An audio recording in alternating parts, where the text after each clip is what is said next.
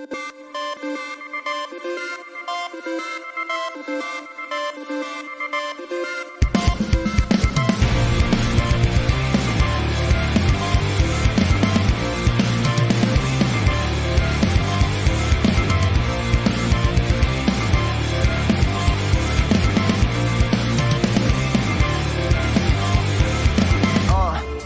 been thinking lately, it's a so damn world going crazy. Maybe I won't let it phase me. Showing up at 99, leave it till they pay me. Always working on my grind, scrapping every check, only just to fuck a dime. Yeah, they might run the check, tell I'm cashing later, but they disrespect. Now the bread is laid, and now I can't escape. But do I put my faith? Can we all relate? Trying things, but they ripping the seams. Wishing I could just live in a dream. Sometimes I don't feel right, but I still got a fake that smile. I don't know when I feel alright, but I ain't gonna let it stop me now. And before you go the hard way, that the world is against me. You know what I'll say when I feel like it's so hard. Yeah.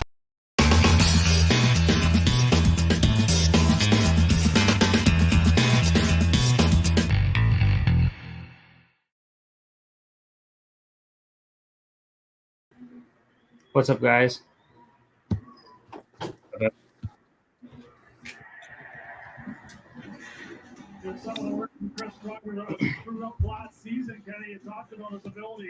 Got the Winnipeg Jets hat.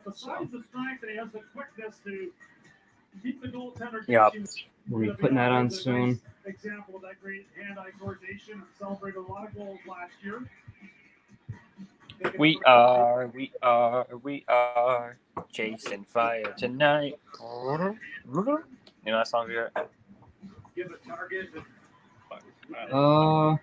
It's a NCS deleted. It's NCS deleted song. Into the penalty box. Gary Gallant is in the air. Wes McCauley standing right in front of the bench. He was very slow to make a change to put the penalty killers out there, and he was targeting McCauley. And the thing I love about Wes McCauley is that he's an old school type of guy. He lets the coach air it out there, and eventually he gets to a certain line. No shoot for Chuck. So count out of Fox. You'll remember it once after the stream or later. I'll send you the link. Okay. Okay. Yep.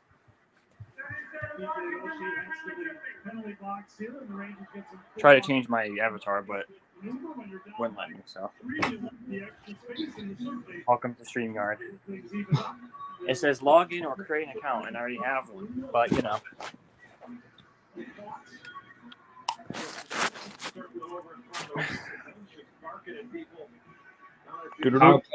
Nope. That noise. So, The lag. Yeah. First goal of the season for the Rangers, a power play goal by Chris Kreider. So the Rangers scored at least one. yeah, it's one. But I'm trying to figure out. Maybe I'll stream. Maybe I'll watch the game on my Chromebook. Other Chromebook. This book. Well, I'm gonna play World at War Zombies. So that would be a good video, Jarrett. How about this? What? Playing Call of Duty World at War Zombies in 2021, or revisiting Call of Duty World at War Zombies. Yeah.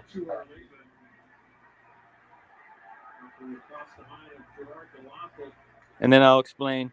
I could put, I could do is I could put like the Plutonium link in the channel, so if anybody is interested, they can just click it and then download it, go through the steps.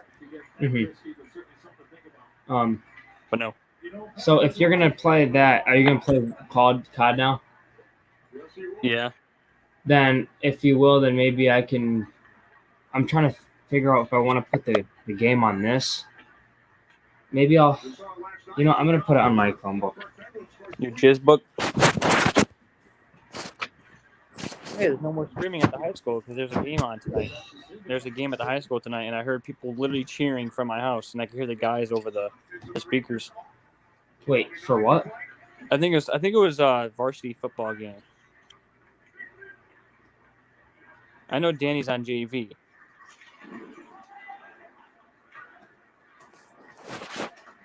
And I heard your South Glens Falls Bulldogs, and everybody was cheering. I'm like, Jesus Christ! Thank God the game's over, or else I wouldn't be able to get any sleep. Yes, they had the game on. Let's go. Surprisingly, what? That's a shock. They were talking about how many people would be in the building, and Ryan was just telling him how to act and how to treat fans and how to be humble. And I just think that is so fantastic. Yeah. Like I said, hockey is a humble sport. Who? I understand.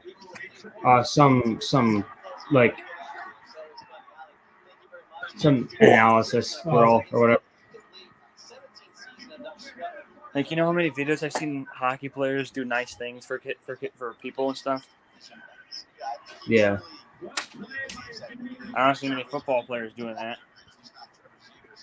I like how Danny said that Alex Ovechkin is slowing down. I mean, scoring 2 goals in the opening game so far. I mean, it's not really slowing down to me, but This adds up to his overall career goals.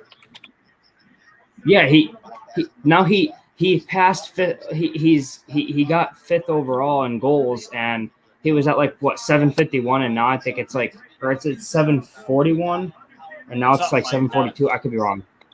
I don't remember. Something like that. Chasing fire tonight.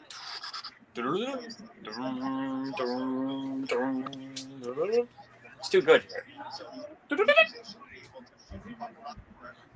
You didn't see the intro, did you? What? You didn't see the intro, did you? Because you joined when it was ending. Caleb said, "Yup." Caleb said, "Quack." Yup, there it is. Quack. Caleb's probably on some quack. Because it's the Ducks. Yeah, we're done here. Jared, I don't want to be hearing that all night now. God, Jasper, the whole freaking house shakes when you freaking lay down. Christ. Him and Lisa have something in common. So I got my little setup here. I got the Ducks game right here, the Jets and Ducks game. Can I book an airplane flight to Denver? For what, Caleb? They see the Denver Broncos. So let me tell you a little story. So I met this girl off of Tinder, and let's just say that she lives in Denver. Why did you say it like What? that? I met this girl off of Tinder. Oh, I can use that jet. There it is. I get it. Like, oh, let me tell you a little story now. I met this girl off of Tinder, and she lives in Denver. And she's related to my sister. Yep, that cut out. Yep.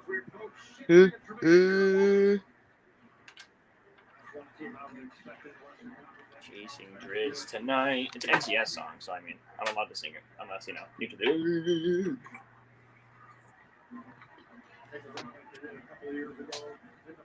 So I'm gonna do my little pregame, my little pregame preview, like the Jets at Ducks 10-13-21. So obviously today is October 13th, 2021. Jets at Ducks. I have high expectation for the Jets. I want the Jets to come out strong. I want the Jets to play hard. I want them to play tough offensively. I want them to be aggressive. I want them to play good D, and I want them to just dominate. But so 4-1. Who wins 4-1? Who you saying is gonna win 4-1? Caleb. Oh. Well, that were zombies. Play. Here we go. Watch my remote fall. You're gonna hear a big crash. Ready?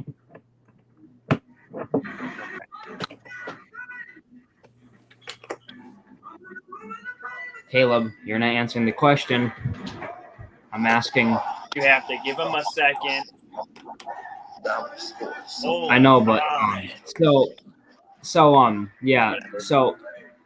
For the first time since Like I What's up said, on this kid? Ducks fans with Honda Center at full capacity. A building where the roof came off during the comeback on Catella. Scores! Corey Perry! Where the 21st Duck captures the hearts of Orange County. Nice that works. Scores! Cobra Kill! And the Ducks here for Lord Stanley's Cup. Operation Now Fire Ducks fans can see tonight. the start of the franchise where club legend Brian Gibbons looks to guide the next generation, led by Trevor Seacrest and Jamie Drysdale. And then he scores! As the 2022 season starts Chasing the tonight. creamer tonight. oh, he says the Jets because they fly faster than ducks. Okay. There it fucking Yeah, is. but what, Evan? I said there it fucking is. Dude, the new sports, like the way there it is. Opening week is presented God, by Indeed. how much wires could I have? Center. What a sight to see. The season opener tonight between the Winnipeg Jets Let's go Jets. and Anaheim Ducks. Hi again, everyone. Along with Brian Hayward, I'm John Allers. So glad you could join us. Someone told me just a little while ago, hey, this is 25 done that. John We're Eckerson. still excited and well, I'm I fired said, up. let's I go can tell you Jets. that much. A lot of 18, 19, 20-year-olds line up tonight for the Ducks against a team many consider to be a top 5 club in the Western Conference. Whatever the hell that bang was. This year.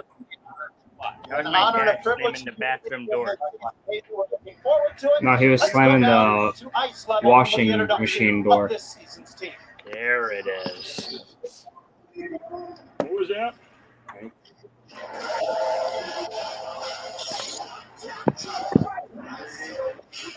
Will you look over?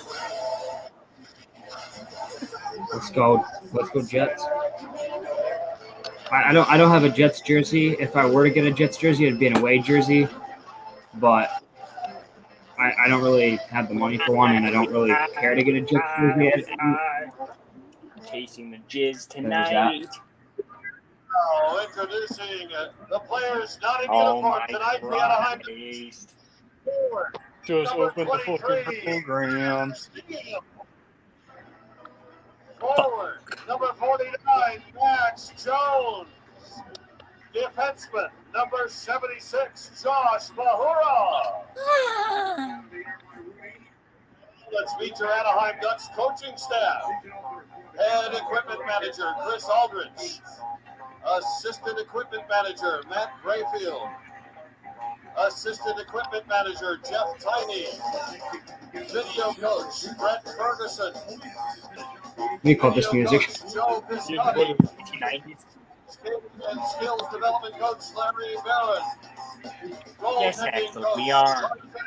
Jonathan Assistant coach, Mike Stoddard. Like, what is it? Ninja Assistant Turtles? coach, Joe Brown. Assistant coach, Jeff Oh my Ward. god. Give me audio, you fuck. And the head coach of your Anaheim Ducks, Dallas Aikens. You know, I just give right up on this shit. The way you're just looking at the fucking screen. The fuck? Now, please welcome the 2021-2022 Anaheim Ducks. Yeah. Ooh. Ooh. Adam Fowler. Anyway.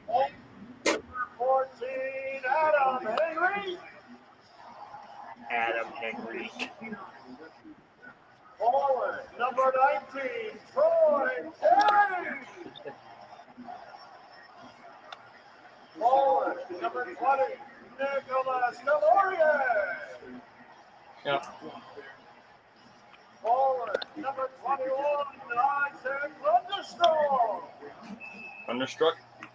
Defenseman, number 22, Kevin Shatner. Defenseman, number 29, Greg Allen. Defenseman, number 34, Jamie Drysdale.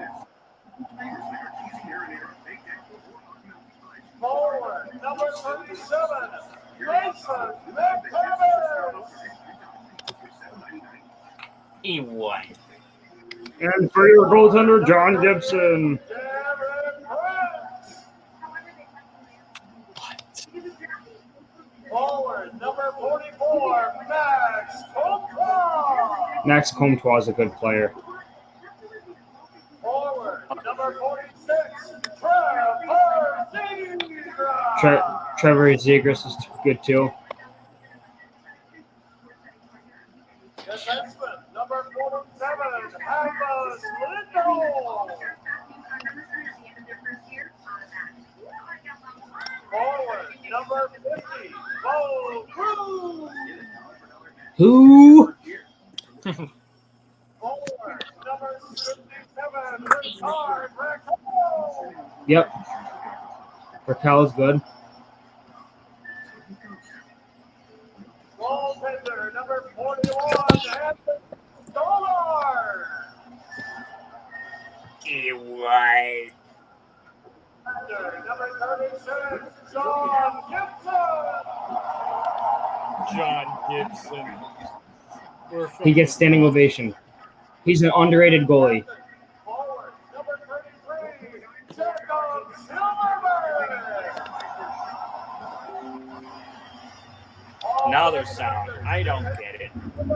I don't understand this shit here. Josh Manson. Josh Jason. And the captain of the Anaheim Ducks, center, number 15, Ryan Getzlav. Ryan Getzlav. Called it. Well, because I just knew, but okay. 3-2. This season's 21st Duck continues the tradition of great perseverance, character, courage, and inspiration. As a teenager, Luke Kane battled severe aplastic anemia and received a much-needed and successful bone marrow transplant in chalk. The donor is then 10-year-old brother Jacob. Luke has paid it forward as a supporter of that. Hans is typing. Here we go. A special education teacher at Westminster High School and a part-time youth pastor Well, at his church. Luke has been a Dutch fan his entire life. All Korea has been Yeah, his hero he's high, since he was dude. 2 years old. Ducks fans, please welcome to the ice this year's 21st Duck, Luke Kane. When he said Luke, he's like, Luke. You have to say it like that for emphasis, bro. Like, come on now.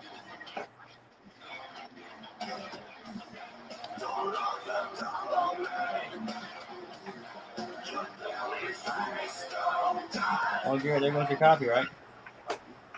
And Steve, sir, yours. An enthusiastic 21st Duck. Look at that. That's what's good about sports. Opening week on Valley Sports Bro, what is the presented fuck? by Indeed. If you need to hire, Fucking hairy ass crack. What? Thank you. Oh my god.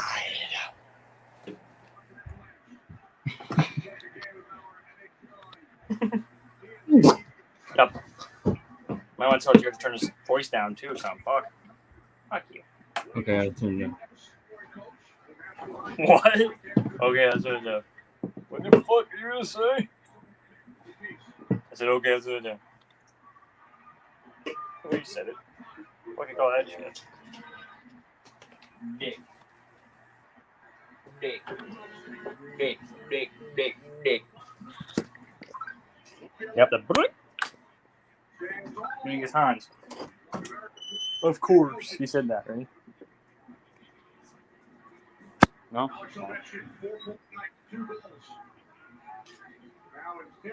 Yep. Wait, someone said I need cable or Wi-Fi. Baja can't run a stream on my throttled ass data right now. F my life. Go Jets, go spaghetti perfecti. Spaghetti perfetti. Yep, dude. Let's get it, Jets. 82 for both these clubs.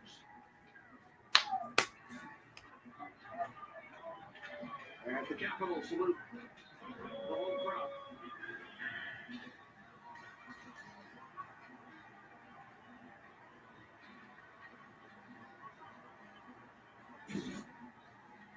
NHL season is just getting started. You can catch the action across ESPN Plus, ESPN, and of course TNT. Look at the upcoming matchups. Wild and Ducks on Friday. Islanders Blackhawks on ESPN next Tuesday, and Eddie and Jonesy will be in Philadelphia. Flyers and Bruins next Wednesday, followed by the Blues and the Golden Knights. Season over in Washington, the inaugural regular season game, NHL on TNT. Thanks for joining us, Blackhawks and Avalanche. Coming up next, Capitals 5, Rangers 1 for Eddie Olczyk, Pete Jones, and our retired crew. I'm Kerry Albert. Stay tuned. Game 2 next. America! After the 10th year-ish, everyone deserves something new. So, AT&T is giving everyone... I'll give up on fronting a stream and hang out with y'all if you promise to show the game only if there's a fighter. Like everyone that works from home. Perfetti's first goal. Or welcome the new family member. They're all dogs. So I mean, I still don't trust it because of copyright. That's the problem. I don't want to. I know, like, it's not a huge deal, but I don't want to risk, copyright. So just for that safety reasons, I can't show the game, but I'll obviously update the score and stuff. That's what I do for these streams. So. We're going to talk about the key to the game centering around probably the most exciting Anaheim Duck. Yeah, without a doubt, Frenchie. I haven't been this excited about it 5-1 Capitals. since I played in Paul Karina walked into our locker room. Very dynamic, a lot of skill level. Thanks, NHL, for updating me. Appreciate it. Incredible passes that he will make, and the fans will jump out of their seats. We'll remind them of number 9, who, by the way, is in the Raptors of the building. Absolutely. Is he getting a chance to show his skills to many fans live for the very first time? And for more on what many call the C-Man, we go over to Ali Lozoff. At least show glasses. I can kind of see some of the screen if you look a certain way. Haha. Well, that's this screen, not this one.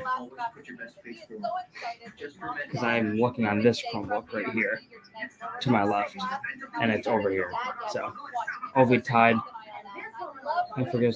Go Jets, go! Let's go Jets. Let's get our first win of the season, the first game of the season. So, let's go 1-0. Connor Hellebuck. These two guys are going to be vying for the starting job for the U.S. Olympic team. So there's a lot to play for. Two of the best in the league, in my opinion. I think it's going to be a great goalie battle tonight. Mason McTavish both making their NHL debuts here tonight. Dallas Eagles said this morning, you got to jump right in. You've been working for this moment all your life. We expect from those two really to do just that. Listen, when I played my first game, I said this might be my first and my last. I'm going to enjoy it. I'm going to give it everything I have. Expect the same out of those two guys. What's going through their minds in the locker room? Final score 6-2 Jets. That'd be cool. Yeah, well, That'd be nice, actually. We'll see. We'll have to wait and see. Do you guys want to stick around for the stream, or are you guys going to go and then come back like later? Or, I mean, if I'm, I'm going to be right here, so. Tonight, let's get ready for the puck drop. Send it inside to John and Brian. Thanks so much, guys. The Ducks with their first round pick from each of the last 4 seasons in the opening night lineup here tonight, including the NHL debut of Mason McTavish, 3rd overall last July in the draft, Swiss-born, Canadian-raised, and it's a late addition to the last. I'll probably pop in and out if you're streaming the whole time, fam. Okay, that's good. I'll be streaming the whole game, so I'll be keeping track of the score and stuff. Kind of an interesting way to get the news because after the morning skate, McTavish was not going to be part of this lineup, so probably no butterflies at that point. Thinking about it, I wonder what signs he got in the lineup. Sometimes late, and easier. I might do better. The referees for tonight's game is assigned by the National Hockey League. Our Francois Saint-Laurent, I beg your pardon, and Brad Meyer. Linesman Trent Thorne and Brandon Garland. Dallas Aikens hoping to have his first full 82-game season behind the bench for the Ducks. What happened, Evan? 71 games the first year. Doing that stupid thing where I can't hear anything. Oh. I think if I I don't know, like, let's say go to TikTok and then turn the volume up, it cuts the volume of this out completely. Mhm. Welcome to StreamYard. Fleur will be playing for the Blackhawks. Back behind his own net to get the puck and a fan on it, and now it's loose up the boards.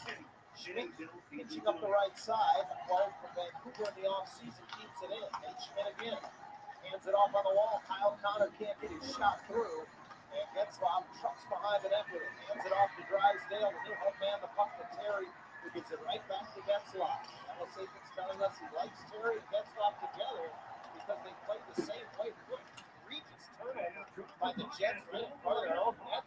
You know, there's nerves for everywhere. I don't care how experienced you are. First game of the season, everybody gets a little extra pressure on themselves to get off to a good Dad, start. when do you That's think you'll why be going? the forecheck is so important. What? When do you think you'll be going again? Pressure on these opposition defensemen. 2 minutes. Maybe they'll turn pucks over. Why? Jarrett, when will you be going again? You'll be up for a while. Oh, can you put my clothes when they're done in the washing machine in the dryer? From the washing machine into the dryer. Jarrett, What settings? just put it on low. I'll take my clothes out and I'll get the dryer ready. All you gotta do is put them in and push the start. Okay. Put the dryer sheet in. obviously. I'll put it in there. Okay. Yeah, because I'll probably forget. Don't forget, Jarrett. Well, you just said you'll put it in. So confused. When her clothes are done, No, I know. take them out of the dryer, or take them out of the washing machine, put them in the dryer, and press start. Everything will be set. There will already be a dryer sheet in the dryer. All right. And do you prefer low, medium, high? Low. You said low. Don't forget, like, can you like set an alarm for like 30, 40 minutes, please? I'm gonna probably. Yeah.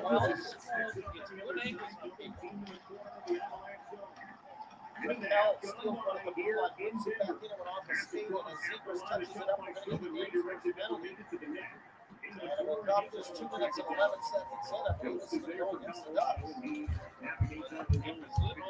Shaking his head at the referee, the early indication was high here.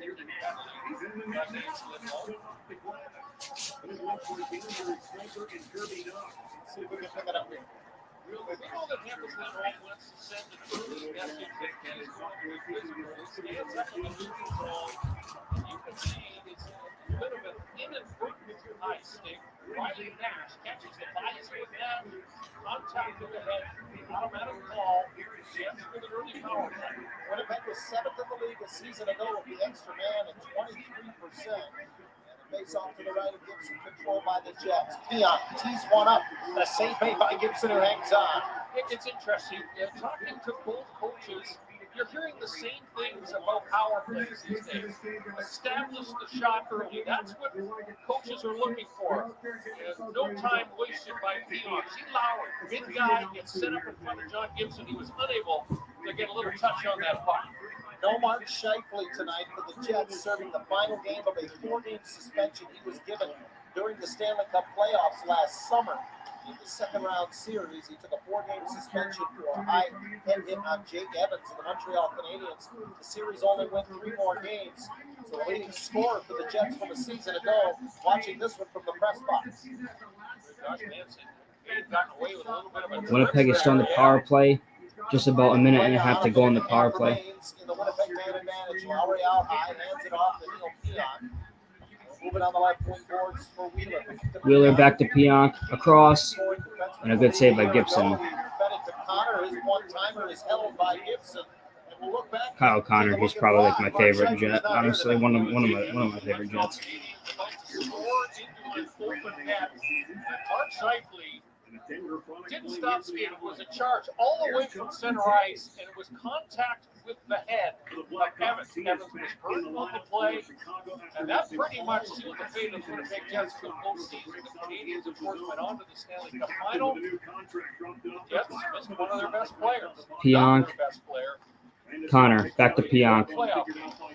Like Wheeler's one-timer disrupted on the way, and Hatteran, one of the newest Pionk. players on defense, unable to Wheeler keep it drive, out. Another past the one-timer net, back to Connor. Wheeler. Connor, Now back to Pionk. Pionk. Wheeler gets it to Pionk, across for Connor.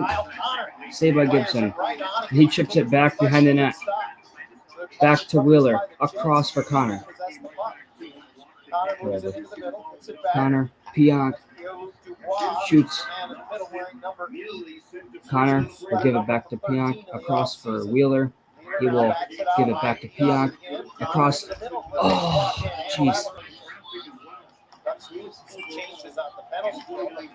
Pionk will manage to keep it in the zone. Connor has it now. He gives it back to Pionk, a drive, and it's blocked. Wheeler across, couldn't get it, couldn't reach the pass. Wheeler will send it across for Connor. Connor back to Pionk, a drive. Jeez. It's crazy. They had nothing left, so they weren't able to put a lot of pressure on that puck. As a result, the Jets look at the space they have to move the puck around, so they're not really being challenged. The Ducks playing very John Gibson and relying on is the playing goaltending of John great Gibson. right now, keeping it out of the net for the Ducks, as he always does, because he's like literally so under pressure, and he's the best play on the team. So 10 seconds left in the power play. Controlled by Andrew Top, 9 seconds. The power play. Jets walking right into the crease. Point-blank save made by Gibson. Fowler skates into the corner, draws a checker, and hits it to Manson, who clears the zone. Out of the box is Lindholm, and the Ducks kill their first shorthanded situation of the season. Schmidt brings it right back in. Andrew Top fires it wide. Top coming off a career year last year, despite the truncated season. Schmidt's one-time blast doesn't get through traffic. Former Vegas Golden Knight and Washington Capital, who came over from Vancouver in an off-season trade, fires it back down low, and Top's able to recover it. Ooh, what a move. In the middle of the ice, Schmidt plays it to the left point. It'll stay in as Morrissey tracks it down. Around the boards and now below the goal line. Top again with it there, trying to get it back to Nikolai Ehlers, but he's pinned to the boards by Ryan Getzlaf. Up to the front of the net, and Anaheim controls, fed it out by Troy Terry. Winnipeg with lots of offensive zone time here in the early going. The Ducks protecting the middle of the ice, moving up the perimeter.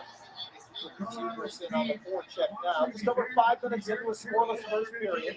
Season opener for both teams. They'll play each other 3 times in 13 days. In fact, Winnipeg's home opener on the 21st in 8 days will be against Anaheim. Ryder Nash angles it into the Anaheim zone, but it's slapped right back out by Lindholm. Onside is Vesalainen, and his shot turned into a little bit of a change-up as Drysdale got a stick in there. Not the biggest guy, but Jamie Drysdale defends well with his stick and with his skating ability. He did it right there. And that's the key for Jamie. He's got to keep those wins moving and take advantage of the skill set he possesses. Anaheim at last gets it into Winnipeg zone. Greg Hatteran trying to backhand it up the boards, leaves it in momentarily. Big Logan Stanley handles it for Winnipeg. Stanley had all rookies last season, plus 13. He's hard to miss. He's a large human, but his pass misses his intended target and ends up being icing. 7-0 are the shots on goal. All those shots on goal came on the Winnipeg power play. Here's Logan Stanley, picks up for a 4'7", 64. 23 years of age. It took a little while to get his feet back in the NHL. I picked 18th overall back in 2016. On the face-off win, Silverberg fires it wide, and Shattenkirk gets it back to the net. Shattenkirk scores, and it's 1-0 Ducks. Jeez, that was a good shot by Shattenkirk. I can't think hell about side though. 1-0 Anaheim.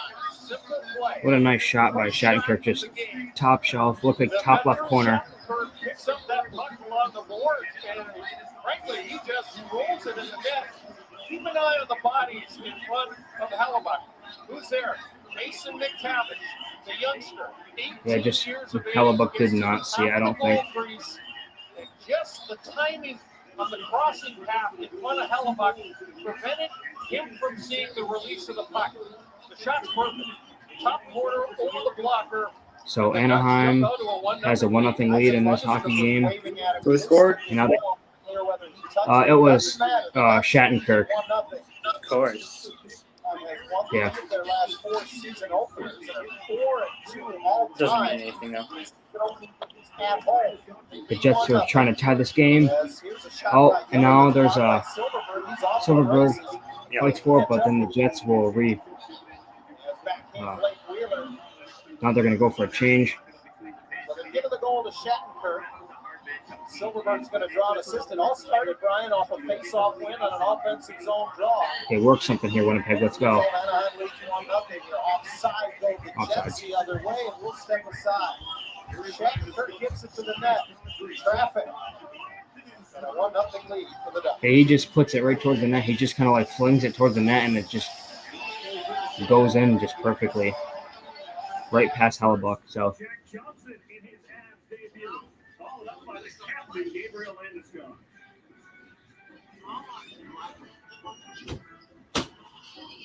The airport is a real challenge for cameras when they come to Paris. Okay, everybody, let's do ticket check. Favorite tickets. We can overcome it. We're not going to point out our houses, landmarks, or major highways during takeoff. Have so many delicious snacks. It's a ballpark when Route 2 is going to get boarded. 2 hours and 50 minutes. Progressive can protect you from becoming your parents, but we can protect you more than what you want. I need to get my feet from there. I have a chance. And the scars you make I'm almost done with my January cancer focus. My doctor suggested you do that. I must say, this is the way my cancer can be. There's something one statement for me.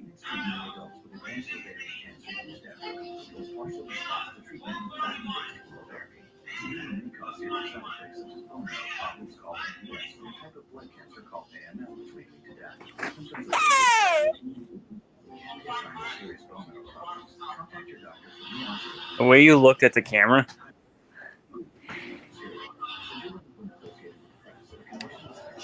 this is what my score is in fantasy so far against Ashton. 52.6 to 6.5.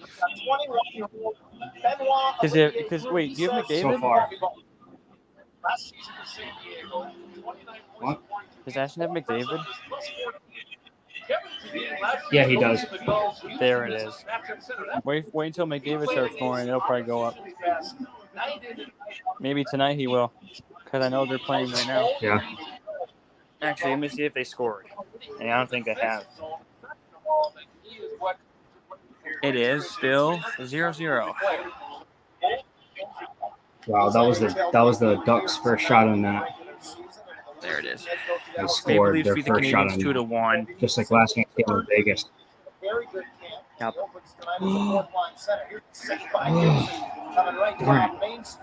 That noise. Fuck you. Good. I just want the freaking. I Did just want your the Jets to tie it. did your V-neck turn into a U-neck or something? No, this wasn't a V-neck. I know. You don't know that commercial? No, Evan. I just want the Jets to tie this game. God, it's still the beginning of the freaking first. No, I know. Fuck. The Jets a drive. You can hear the fans. F you. I'm gonna be posting the highlights to this game. Yep.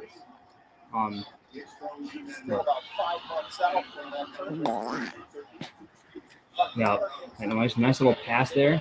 Nice little way to get it behind the net. And now around the corner. How the hell? A drive. Penalty on the Ducks, and the Jets will go to the power play. It's a tripping call, I think. Yeah. Come on, Jets. We got to tie this game. Yep, tripping. Well, let's see if It's on Gibson. This is an intentional trip on Harkins. It's on You know what? I think he's defending his back. He's outside of the goal crease, yes. But Harkins is trying to funny. get that puck in the short side. They had to put Comtois on there. Wait, is that Comtois? I think it was. Might have been Richard Raquel. I couldn't tell. Richard Bridges. They look the same to me. Yeah. Plus, I don't really watch the Ducks that much, so I don't know. I don't really care. I mean, I know some of their players, but They're the important ones. yeah, true. So, power play here for the Jets.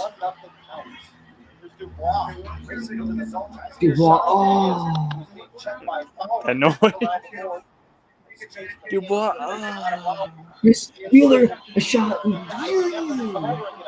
Yo. Pionk over to Wheeler. Wheeler. Oh, that's a good defensive play. And they clear it and they kill some more of the penalty.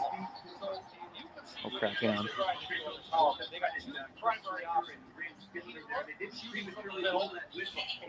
Pionk for the Jets. Nikolai Ehlers. Is it Ehlers? Yeah, I think so.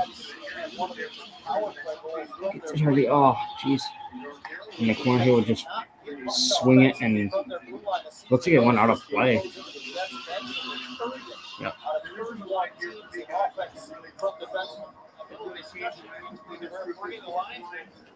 Whether that went into the Winnipeg bench or hit one of the players' gloves. It went off in the street over top of the bench. And that's what Kevin Shattenberg's talking to the referee about right now. And someone says, no, that was going into the bench. That's why the faceoff comes all the way back into Anaheim territory. Just under a minute remaining in the penalty. Gibson being served by Max Comtois. Morrison keeps it at the right point. Chips it down low. Stosky gets it back. Schmidt makes the shot, hands it off. Ehlers, a shot and a save by Gibson. Andrew Copp. Ehlers. Schmidt across. And then they're going to kill some more of the power play. Well, kill more of the penalty, I should say. Lundestrom and Silverberg who got the assists on the Shattenkirk goal. 6:11 in the opening period, and Anaheim has a 1-0 lead as a result. 10 seconds remains. The second Winnipeg man advantage is the Ducks. And that's going to be it for the Winnipeg power play. 200 feet after this one, and Comtois set to rejoin the play. By head coach Dallas Eakins, a lot of confidence in the young man. Behind the Anaheim net, Gibson keeps it moving around the wall. Riley Nash trying to keep it in, but it's swatted away by Ricard Raquel. Beyond the former New York Ranger goes rink wide, but there's Brendan Dillon. Dillon came over. Boy, Fleury ain't doing too good now, is he? Yeah. Rescue it at the line, but the shot does not get through from Evgeny Svechnikov, officially just signed today by Winnipeg. They scored. Oh, that's actually kind of a lot of shots. Detroit Red Wings missed an entire year a couple of years ago due to injury. The Red Wings pretty much gave up on it. 21 games into the season ago. Shattenkirk, who has the game's only goal, reverses it away from the forecheck, and this is Jamie Drysdale. Area pass it off the boards, got away. Come on, Jets, let's get going here. It's the Anaheim Ducks. What are you doing? That's locked. Back checking through the middle of the ice, though, takes it away from Adam Lowry. And Comtois walks it into the Winnipeg zone. Dylan DeMello back to get it, and he headmans the puck to Cole Perfetti. He's right there, you blind buddy. Perfetti was taken in the draft a year ago. He was one slot behind Jamie Drysdale. So you, Brian, being certain on both sides tonight. Perfetti. It would be interesting if Mark Scheifele was here, whether or not Perfetti would actually be in this lineup. He's got a great camp. His head coach Paul Maurice said, we hear about Zegras and Drysdale, games plays under pressure. Put that about so many of these young players who come in with amazing stick skills when they begin their NHL careers. But he's 19 years of age, much like Drysdale, benefiting from the ability to play in the American Hockey League last season. He would have had to go back to the junior because the junior leagues weren't going to play. He got to play in the AHL and had a nice season. Offside goal the Jets. The Ducks have a 1-0 lead.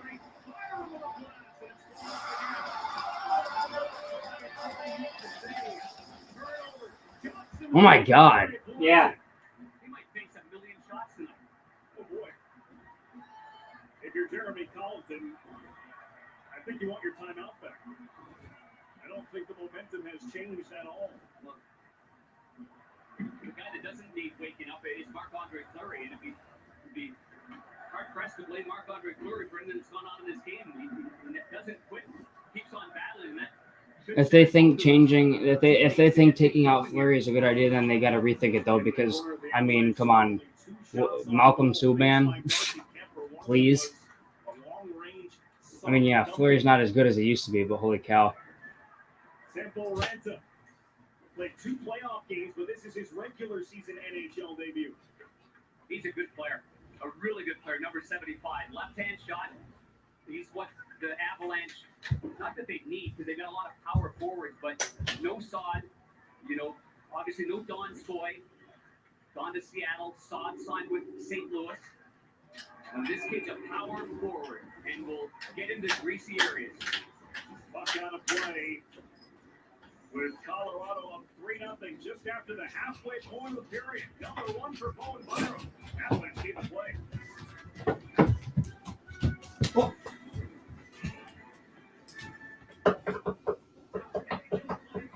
Hey, Alex, where's this Two plays, probably on the defensive end and in the penalty kill. It's interesting how Anaheim is killing these penalties. It's a tight 4-man box. They're hitting the Jets to perimeter. They're letting them shoot from distance.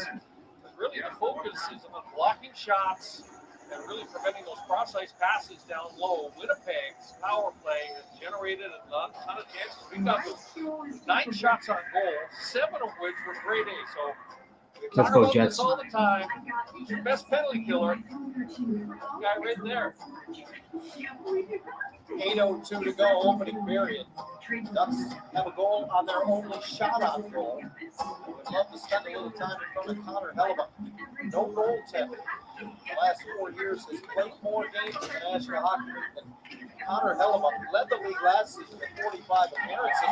Oh my God, what a save by And Brew gets it back in What a front save by out of Hellebuck. midair by Delorier, but he couldn't get it on net. It was close to being 2 shots. That was a crazy save. Stopped by Hellebuck, and the rebound almost batted into a wide open net.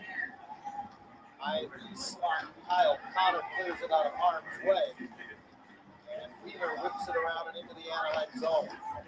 Changes for the Jets as Delorier bumps it back into the Winnipeg end. Neil Creon handles it there. Native of Omaha, Nebraska. Dion sets up behind the net. Right-hand shot. Played a couple of years in Minnesota Duluth and then misses Andrew Kopp. For some reason, they waved the icing. Comes back to center, and Lundestrom has it knocked away. Followed up, though, by McTavish. In front for Silverberg, a bouncing. He couldn't settle it until he took it behind the goal. Now to Fowler out high. Pass bottom of the right. Circle to McTavish. Protects the puck, and then backhands it around the wall. Lundestrom knocked down by Kopp. Bats it behind the net. Silverberg can't get it away from Keon. Fowler moves up the left boards to keep it in. It's in the front of the net. Lundestrom leads it there for the Rebound score. By Mason McTavish. It's McTavish, and it's 2-0 Ducks. And it's This is about traffic. he gets his first goal. Battle. And there's a conversation going on right Wait now. a second. They've already waved it off. That's the referees about whether or not this is goalie interference. Lundestrom was right down on the top of the goal crease. Goalie interference, remember, is called when the goaltender is not allowed to make a play on the puck. Silverberg just throws this puck towards the front of the net. And there's Lundestrom. He's outside the blue paint. It goes between his legs. He tries to jam it home. That's not goalie interference. That's not goalie interference. McTavish gets the rebound. He chops it home. There's no way it's goal. should not count. I cannot even fathom why they called that. And Ryan Getzlaff is over to talk to Francois Saint-Laurent about it. You know, the question for me, John, looking at that replay, the referee that's in the corner, does he blow the whistle before the puck goes over the line? Oh, yeah. That's the other consideration here. What's a referee? Top left of your screen. Can't see it from that angle, but he had that whistle up to his mouth. Yeah, so this is not reviewable. It's a terrible call. Bad positioning from the official in the corner. They showed a view from the Zamboni corner on the big board, and he does have the whistle up to his mouth. Watch the referee, right side. He's got the whistle up to his mouth, and that puck's free. After video review, the puck is in motion the whole time. Prior to blowing the whistle, we have a goal. Goal. So Brad Myers delivers the good news. And it's pandemonium on the Anaheim bench. The 18-year-old has his first NHL goal after all. He hangs around the front Interesting. of the net. That's what Mason McTavish is known for. He's a different type of third overall pick. He's 215 pounds, and he's hard to pull from in front of the goal. Can you turn it down a little bit? First Yeah. career goal, what a moment for Mason McTavish. You and I spoke to him during the training camp. We talked about his propensity to go to the net in the dirty areas in his preseason appearances. Well, I'm gonna turn this off. I'm not watching that. All right, we'll keep that down then. That's how I play. That's what I do. That's what I've got to do when I play. He does it here, and he's rewarded with his first career National Hockey League goal. His brother is a mixed martial arts fighter. He trains with his brother during the offseason. He is not built like your typical 18-year-old. I can guarantee you that. And he is a no-nonsense young man, too. There wasn't a whole lot that you got from him in conversations other than hockey.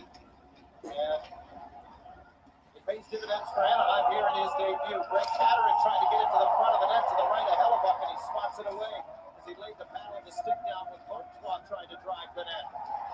So an unlikely 2-0 lead for the Ducks as the Jets go offside at the other end. It took a while. We thought he had his first NHL goal, and upon further review, Mason McTavish does. Go ahead, celebrate, young man.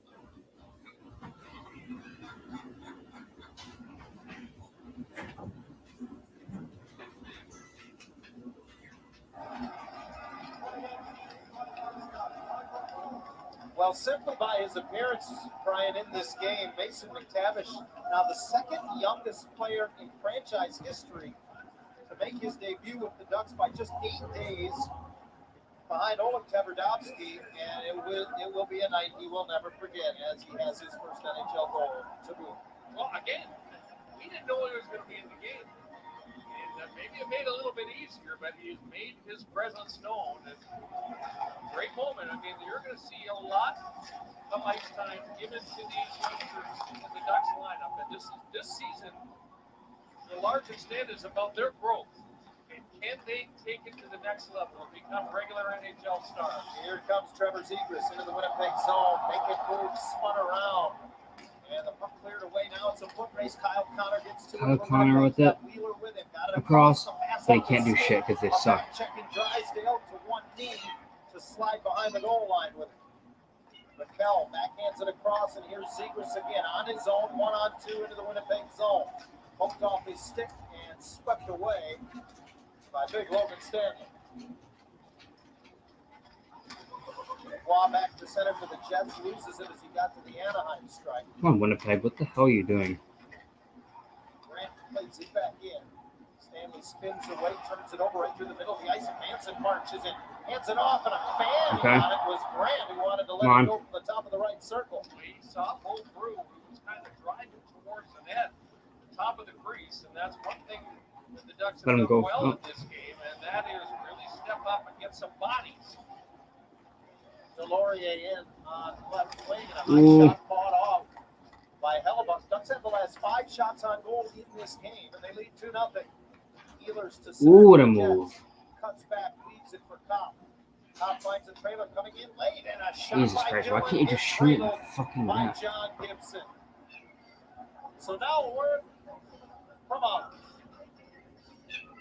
Olive is the online leader for mechanical breakdown coverage, protecting your wallet from unexpected repair costs. Buy how you want to buy, an adventure with confidence. Dad, Pepper. Charlie. An odd Charlie, come here. rush for the Winnipeg Jets. It turns into a 4-on-3 with Dylan, the defenseman, coming in late. John Gibson does a good job making the stop, holding on to the rebound. One of the things Dallas Aikens was telling us earlier today, John, is that his team needs to cut down on the number of rush chances that they give their opponent. That was a problem for them last season. One of the things they will do to try and counteract that, shorter shifts. You know, where you got more juice left in your legs on the back check. told us in the preseason they had already done a very good job of cutting down the volume of rush chances they were giving up. Probably by about 50%. So I hope as that continues through the regular season. Yeah, that is preseason, where you're not going up against full NHL lineup most nights. Up in the Anaheim zone with just under 4 to go in the opening period. Rick Patrick, now with his 6th NHL team, signed as a free agent in the offseason, dumps it in, and Hellebuck seals it off behind the net. Come on, Jets, let's go. He adds a little bit of grit to this Duck lineup. Perfetti spins it in from the Anaheim zone, now slides it across. Morrissey winds and fires, and that's wide of the net. I believe Gibson may have gotten a piece of the glove on it off the glass and out of play. What we've heard about this Winnipeg team during the offseason is that defensemen like Josh Morrissey, who logged so much ice time last year, were helped out by the acquisitions of Nate Schmidt and Brendan Dillon. Those were the 2 big acquisitions the Jets made. I think they really upgraded their defense, and as a result, is why a lot of people think that this is definitely a top 5 team in the Western Conference.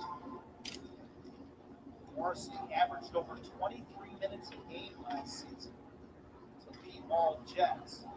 Perfetti tracks down a puck on the right side of the zone, feeds it back to the line. Schmidt sends it down low, gets it back from Lowry. Ooh. Pressure out high as out comes McTavish, along with Comtois to try to get the puck loose. Around the wall it comes.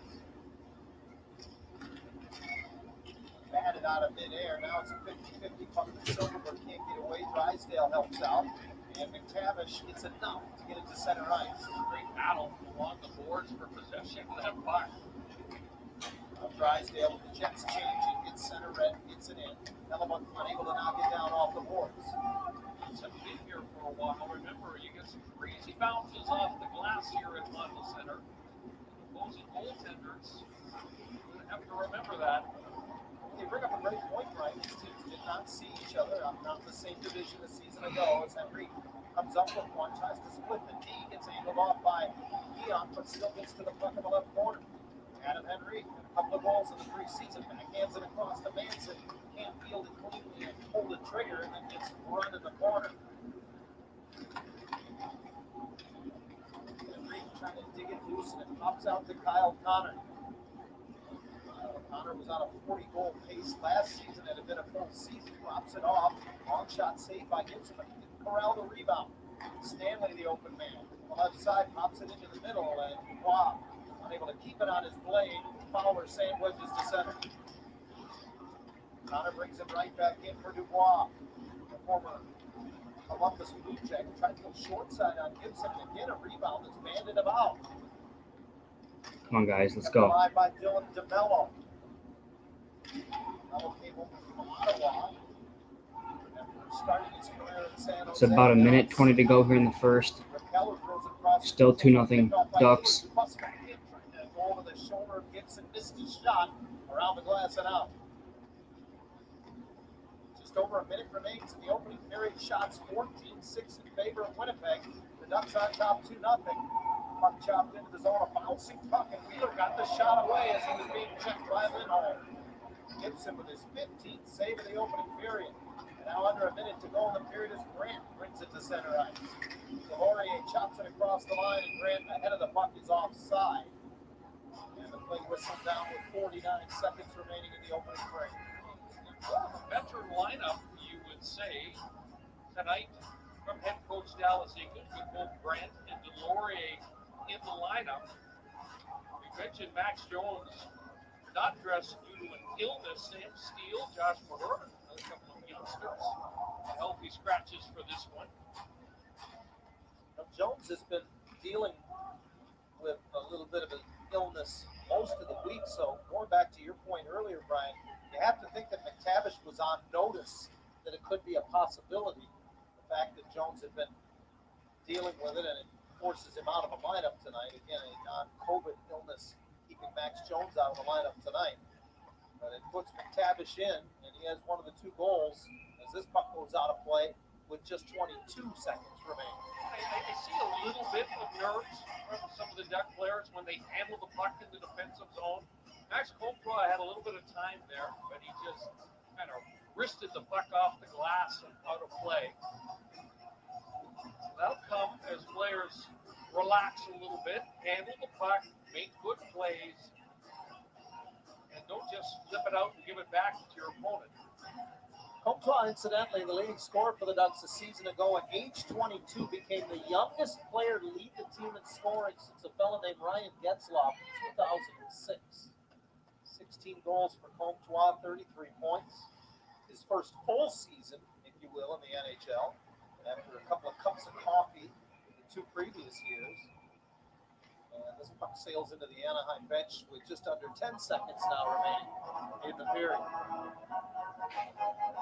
This is one of the areas that Bo Burr's been working hard on, and that is face-offs. You know, here, Grant, interesting to see who actually takes his draw. It's actually going to be Ryan Getzlaff that steps into the circle. So a couple of face-off options for Eakins. Beats Stastny, the 15-year veteran, on the draw, and Lindholm will skate away the remainder of the period. 2, 1. Into the Anaheim bench again. So about 5 whistles in the final minute of this period that has 1.8 seconds remaining. And all things considered, if the Ducks can get out of the 1.8 seconds left with the score as is, I would say a very successful opening period. A big thank you to goaltender John Gibson, who has made 11 grade A stops in the opening period. Gibson has been razor So that's going to be it for the first period. So at the end of the period, the Ducks are currently winning, obviously, 2-0. So the Ducks came out pretty damn strong. You know, the Jets. I'm saying so far the Jets. I'm saying so far the Ducks have come out strong. But at first it was the Jets, and they were getting shots on goal. They were blowing the puck to the net, like just one timer after one timer. getting blocked. Gibson was making save, it was going wide, and then all of a sudden, Shattenkirk, first shot of the game for the Ducks, throws it towards the net, and it's a goal. So they were leading 1-0, and then McTavish got his first NHL goal. So that's 2. So that's where we stand right now. The Jets just need to focus on. They need to focus on working the puck more in the offensive zone, getting pucks to the net, and working smarter, not harder. Work smarter, not harder. That's a little saying that I think of. Work smart, not hard. So, but we'll see for the second period. My expectations for the Jets for the second period, I expect the Jets to come out a lot stronger, and I expect the Jets to, hopefully get a goal or 2 here for some hope. I know it's just the end of the first period, but still, I expect the Jets to come out stronger than they did in the first period, and I expect them to play much better, play some better defense. And the Ducks are gonna come out probably looking for a matchup against the Jets, and we'll see for the second period. So I'm expecting the second period to be a pretty good period. So hopefully the Jets can work their way back and at least get on the board. So yeah, we'll see for the second period. Turned out well, so I have to go to the bathroom and stuff. So. Well, take us through your timeline of today. When did you find out you were playing? Did you even have a chance to get nervous? Did you have a chance to call your family? What happened with you today? So I think I found out about 4 o'clock. I was going to the bathroom actually, and Dallas called me, and he just said I might be in the lineup. Somebody's kind of sick, so just get ready for that. And then I got to the rink and kind of realized I was going to play my first NHL game, so it's a cool moment for sure. Well, some might say TMI on that one, Mason, but I, for one, appreciate your honesty, and I'm looking forward to chatting with you throughout the season. Thank you so much. Yeah, thank you. Bye. Ken, we'll send it back to you. Hey, sometimes get that call in the strangest places. As long as he picked it up, that's all that matters. And boy, did it pay off, picking up his first NHL goal right there. 2-0 Ducks after 20 minutes of play. Much more to come on the other side after this. Anaheim Ducks hockey on Valley Sports is brought to you by Honda, official vehicle of the National Hockey League, and by Jack in the Box. Try the new $6.99 club sandwich combos only at Jack in the Box.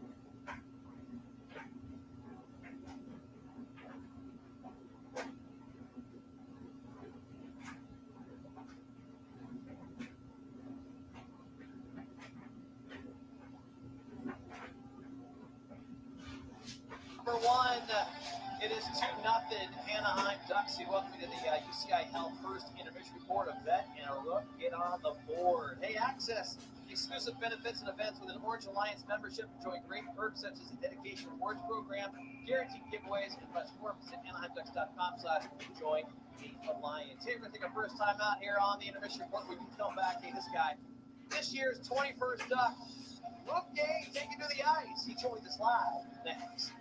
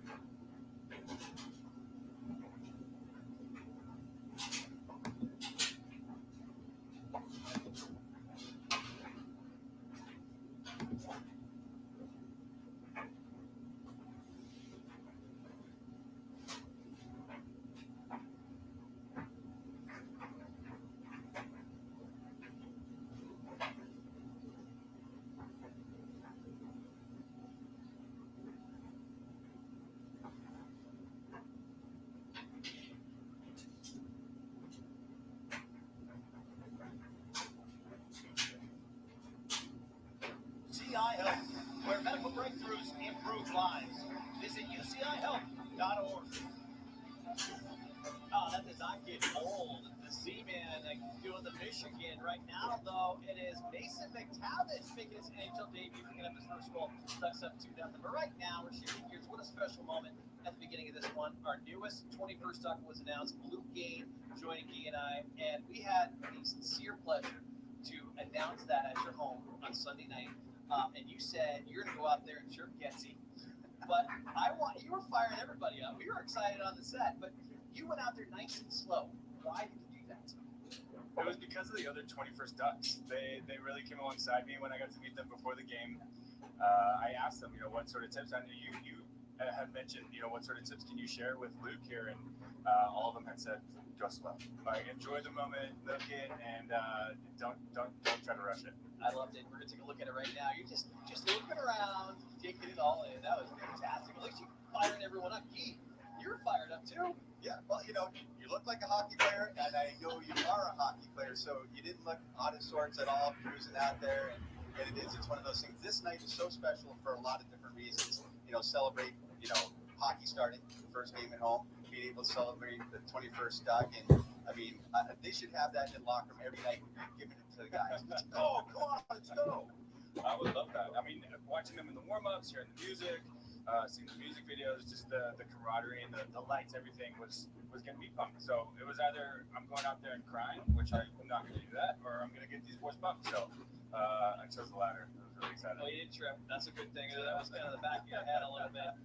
But, you got a chance to meet the other 21st Ducks. You're the sixth in Anaheim Ducks history. What was that experience like, getting to know some of the people? I know you're a guy before, but getting to know their stories and kind of a little bit about their background. Oh, my word. I've been the fan in the stands watching the 21st introduction, Lyra and Angelique and Michael, and just being in total awe of their story and how they're communal heroes. And so it's fun being a fan of theirs, right? Sitting and getting to know them, talking, hanging out with those guys is really fun. It's truly an honor to be a part of it. So, nice.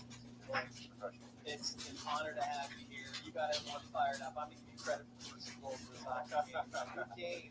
The sixth 21st Duck in Anaheim Ducks history. Thanks so much for joining us. Enjoy and welcome to the family as we take a time out here on the program. When we do come back, we got some stats and highlights. We got a lot to talk about. Talk about getting fired up. How about Mason McTavish, first goal of his NHL career?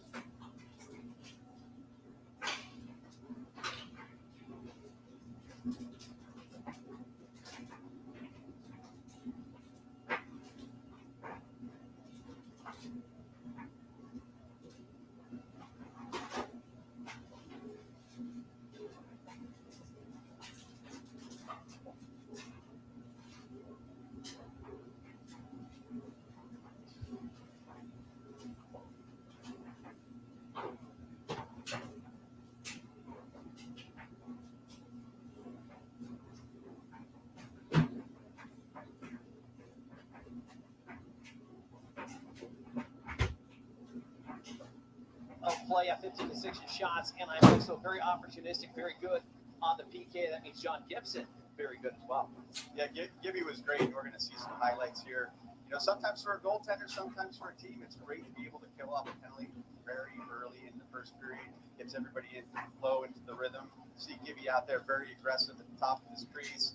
Here he's down early, taking away all the bottom of the ice. No stop plays available. And then here the Ducks, finally, after a long time without a shot on net, McTavish goes to the front of the net, gets a little screen right there. You have Lundestrom as well, and all of a sudden, Shattenkirk with the little, I would say it was a wicked wrister, but it really wasn't. It was just a floater through traffic, and it beats Connor Hellebuck. Gets the Ducks in a really good place, up 1-0, and then here's the magic. Says someone's on. Is anybody on the stream? Lundestrom keeping that puck alive. McTavish driving to the front of the net, Kind of looks like a little young Max Comtois right there. Youngest Duck ever to score, second youngest Duck to make his NHL debut with the Anaheim Ducks at 18 years. I just want to know if anybody's on because I see that it shows the one person, so I was just wondering.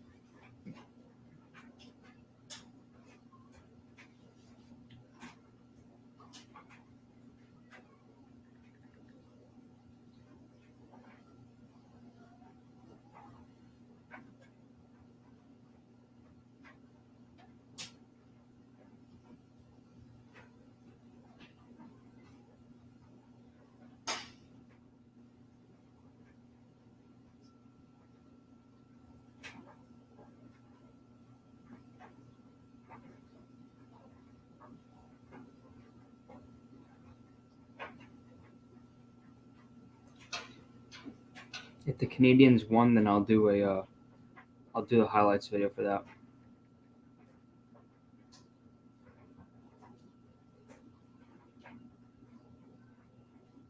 No, they didn't. They lost 2-1 to the Maple Leafs.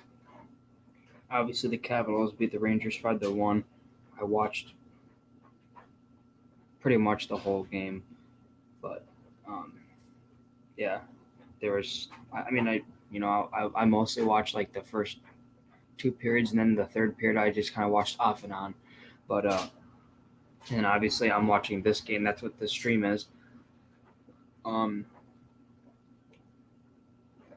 So what I'll do is, this is what I'll do.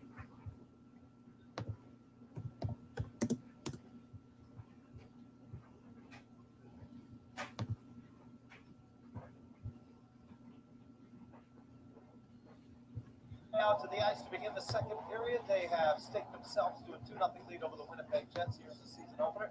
John and Brian back with you. A late addition to the lineup, Mason McTavish. But how about that entire line, Brian?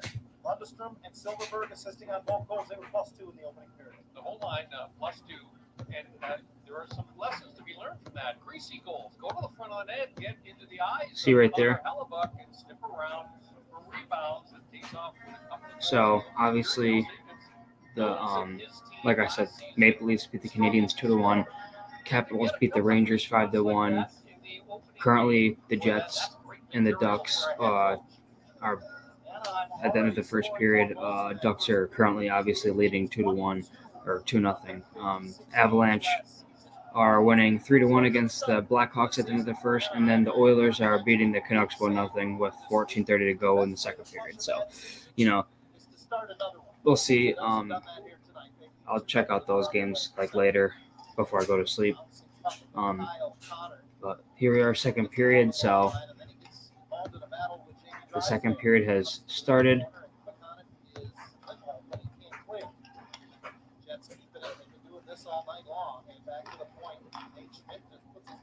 Ooh. Save off of the left pad against him, swept away by Getzlaff. Lindholm gets a piece, the captain moves it quickly, and here come the Ducks through center. Knocked away at the blue line, drawing Anaheim offside. So we'll take a look at our past winners of our American Honda 3-star leaderboard. We're happy to announce Honda once again will bring us the cumulative It's pretty damn good. all season long. With a 1-star, you'll get 5 points. Number 2-star of the game gets 3. The 3rd star of the game gets 1. John Gibson has been the star of that show. He's been the star of this game so far as well. He was terrific in the opening 20 minutes. Cal couldn't seal the wall there and gain possession. And here's Pierre-Luc Dubois. Centers off of Fowler. Dubois now in his second season with Winnipeg. Of course, came over in that blockbuster deal last season with Columbus that saw Patrick Laine go to the Blue Jackets. To be quite frank, Brian, I don't think that trade worked out or hasn't as yet for either team. I would disagree because Jack Roslovic, the other player included in that deal, is quickly becoming the number 1 center in Columbus. Yeah, so a little talked about piece of the trade. Yeah, the early part of that deal, I think, definitely favors the Columbus Blue Jackets. And Patrick Laine will be interesting this season to see if he can bounce back. Yeah, Roslovic, of course, a Columbus native, returning home and gone well for him so far. There were a lot of people when that trade was made that said, Roslovic was perhaps the hidden gem of it, and so far that is the case. Here's a spinning Delorier into the Winnipeg zone, lets it go, and it's cradled by Hellebuck. He couldn't get the handle on it, so he spots it away to the corner. Harkins turns it over, and Grew gets it to the net. Hellebuck says that's enough, and he'll just reel it in and cover it up. Let's go back to that trade we were talking about. So many people like myself, Brian, say, oh, it was Dubois for Laine, but as you mentioned, the extra piece in the deal, Roslovic going from... Not gonna lie, these little burgers are pretty damn good. Haven't had them in like a year. But the two big names still looking to find traction in their new homes. Dubois is a big, strong center. There were a lot of teams in terms of talking about acquiring Dubois from the Blue Jackets, but he hasn't looked comfortable since he arrived in Winnipeg in the preseason this year. 4 games under his belt, just 1 assist for Pierre Dubois, -4. So kind of a rocky start to his Winnipeg Jet career. And Brian, I know it's just 1 game, no Shifley tonight, but Paul Maurice, instead of choosing to put up on that top line, leaves him centering the second line and instead elevated Stastny to center the top line. At least for 1 night, Paul Stastny, the veteran, in the place of where Mark Scheifele would be in Maurice's lineup here this evening. Stastny is 6-time 20-goal scorer, but he hasn't done it since 2014 when he was a member of the Colorado Avalanche. 2-0 Ducks, 3 minutes in to the second period at Honda Center. Anaheim will be home again on Friday against the Minnesota Wild. There's Drysdale with a shot as he comes in late, and Hellebuck will smother that and hang on. And as he does, we'll hear this from Kia. Presenting Kia's lineup of exceptionally capable all-wheel drive SUVs. Jamie Drysdale with a good low shot, and Max Comtois in front of the net again. And I think Comtois gets a touch on that puck. He does. It kind of flutters towards Connor Hellebuck. I thought a quick whistle again by the referee, John, because I don't think Hellebuck really controlled that puck easily. I would think after the events of the first period, the officials and the referees would not be so quick with the whistle. Come on, Jets. Wiping away the first ever NHL goal for Mason McTavish. But justice was served in the end. Wheeler trying to protect the puck in the corner as the Jets work in the Anaheim zone. Schmidt can't keep it in at the line. Getzlaf knocking it away. And here come the Ducks. Across the line, Comtois can't handle it. Pass in the middle from Troy Terry. Jets counter the other way. Here they come. Wheeler into the slot. Hands it off. Kyle Let's go. Connor scores. Let's go. What a fucking one-timer by Kyle Connor. And the Jets are on the board. I saw that coming. What a shot. That was such a nice goal by Kyle Connor. Just a freaking absolute, an absolute cannon of a 1T. He just one-times that. God, that was such a nice goal. Blake Wheeler passes it right across, and Kyle Connor just rips it. One-timer right in the back of the net. And it's 2-1. So the Jets are on the board, and that's all that matters. They have life now, so yeah. So he gets the first goal for the Jets this season and his first goal of the season. So sweet. Good stuff, Kyle Connor. My favorite player from Winnipeg, and I said it earlier, so what a way to start the season. Oh my God, there's a freaking scrum, and like a bunch of freaking players just started skating over all of a sudden. Not taking any gut, but it was definitely going to go to the box here. And it'll be interesting to see if there are additional penalties. There's the bump on Gibson. Gibson gives a pretty good headlock right there. Dubois comes back, throws a left, and then Manson comes in. And I think Josh Manson's going to go for coming into the fray, even though he doesn't throw a punch. He does grab, and he's aggressive, and he's got the gloves on. It's coincidental for roughing to Manson and Dubois at 3:59 in the second. So it's going to be a 4-on-4. Gibson might pick up his second minor penalty of the game. As the fans react to the replay. Only put up 2 minutes for Manson. I don't think, did Gibson get a minor penalty as well? I believe he may have. Meaning the additional penalty goes against Freaking acorn is falling outside every fucking 2 seconds. Is outside the blue line because Winnipeg got involved down below the top of the circles after that scrum started. And Gibson does get God an damn it, additional no. two. So Anaheim's going to be shorthanded here again for the third time in this game.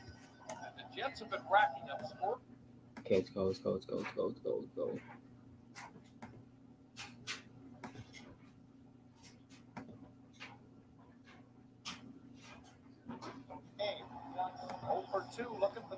So a power play for Winnipeg.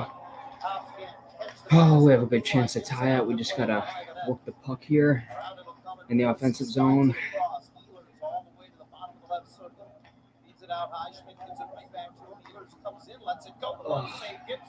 No rebound. And that's what Nikolai Ehlers will do. I mean, he has got such quick feet. Watch how quickly he catches his pass and then pivots and gets forward momentum going towards the front of the net. And that makes all the difference in the world on a shot. When a player is skating forward, attacking the net, and then releasing that shot with just a little bit extra zip on it, gives him able to come up with another good glove save.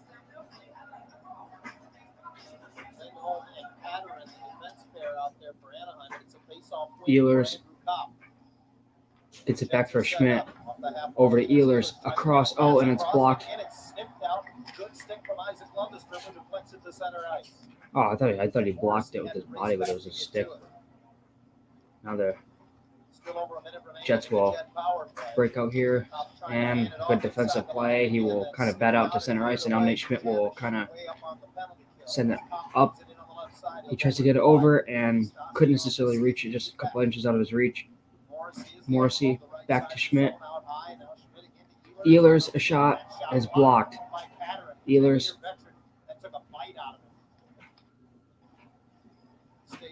Ehlers gets it back to Schmidt. Across. One timer. Oh my god, that was so close. And they will dump it down, so 35 seconds to go on the Winnipeg power play. Jets looking to tie the game here. Nice little stick there. And he gives it up, and now here come the Ducks.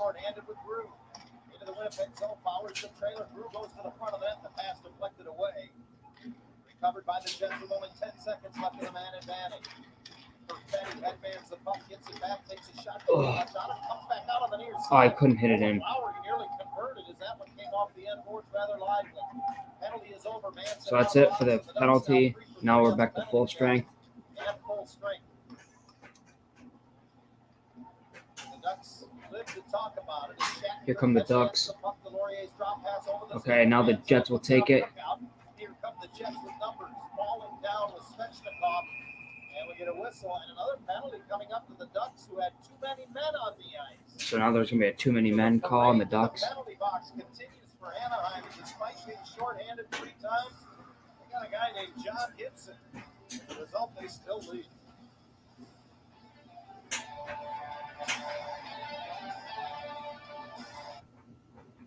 Okay, so the Ducks will have a power play when we come back. Sorry, my bad. The Jets will have a power play. Good. I want the Jets to tie it. Too many men penalty on the Ducks.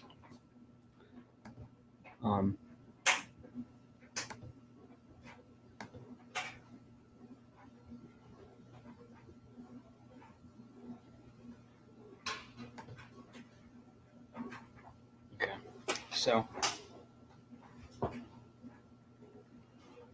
hopefully Winnipeg can get back in the game here and tie this game at 2, and that'd be great. Let me turn this brightness up a little bit. Yeah, it's good enough. yeah, so.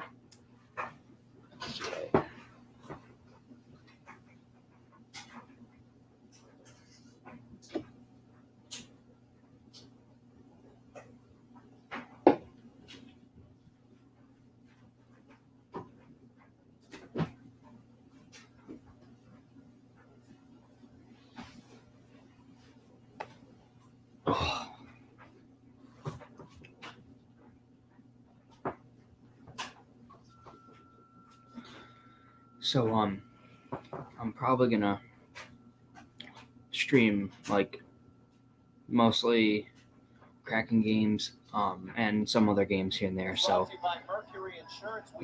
maybe here and there I'll get some Jets games because I do like the Jets, but I'm not gonna do a lot. I'm only gonna do here and there probably. So I do like the Islanders as well. I like obviously the Kraken are my favorite team.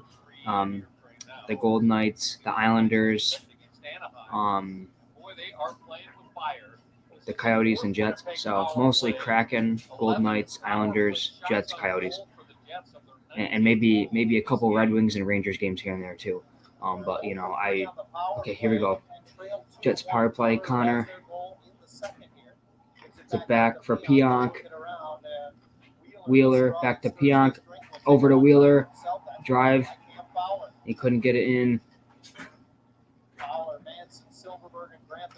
Wheeler gets it to Pionk. Pionk shoots. Nice save by Gibson, and they'll kill some of the penalty. A minute and a half to go on the Winnipeg power play. Waugh stayed down on the ice. He was knocked down right in front of John Gibson. Slow to get up. So he'll chip into the corner. Oh. Connor Hellebuck.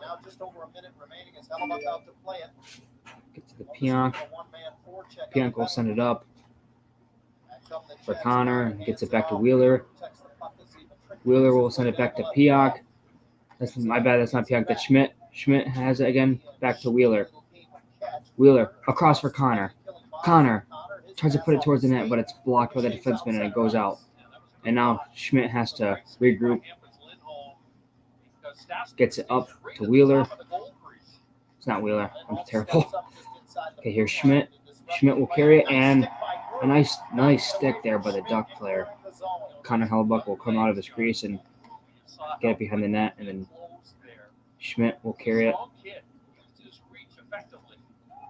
Schmidt will send it down and around into the corner.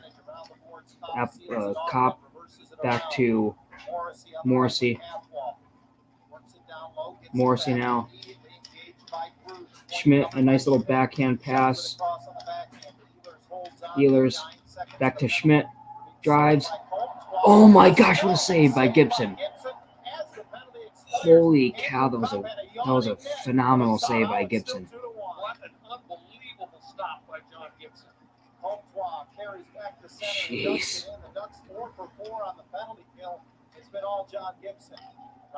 Okay, here come the Jets. He couldn't pass it. And the Ducks back the other way. Raquel, a shot. It's over the net. Now in the corner, they're fighting for it.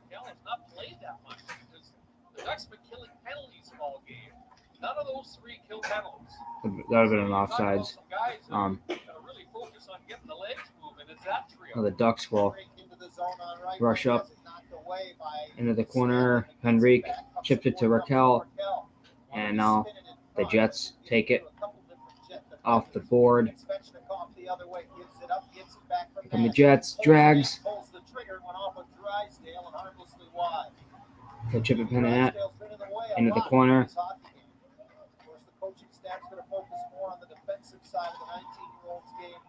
And the Ducks back the other way. Zegras. Now the Jets.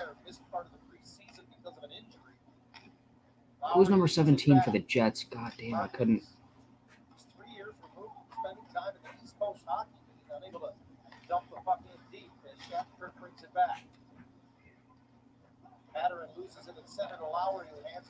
Lowry, that's who it is. Got to be. Oh, that was a good attempt, but it was a good play by the Duck player. And now the Ducks come the other way. Come Comtois across, and a nice stick there by the freaking Winnipeg Jet to prevent that pass from getting on the tape of the other Duck player. And now into the corner, Stastny fighting. A nice pass to Connor and a shot and saved by Gibson. And now the Ducks will carry it. Tries to get it over. And now the Jets, he sends it down. It's going to be nicing. Jeez, dude, the Jets are getting closer and closer to tying this game. But Gibson made an unbelievable stop. Just an unbelievable save. Oh my God, what a save. That's going to be on the highlight reel. Jeez. Just Morrissey. Oh, good chance, but a nice shoulder save by Gibson. Okay, the Jets win the faceoff in their own end. Shots are 8-3 in the second period in favor of Winnipeg. Jets looking to tie that game here. 9 minutes to go here in the second period. Chases all the way below the goal line. Lundestrom brings it to center, but Connor on a good back check intercepts his pass. Schmidt for the Jets. Past the halfway mark of the hockey game, Anaheim 2, Winnipeg 1, as Schmidt fails to get it deep in the Anaheim zone of the Ducks counter. Here comes the Ducks. Nice play by Schmidt. Oh, there should be a penalty. Looks like it's going to be Nate Schmidt going to the box for hooking. Interesting.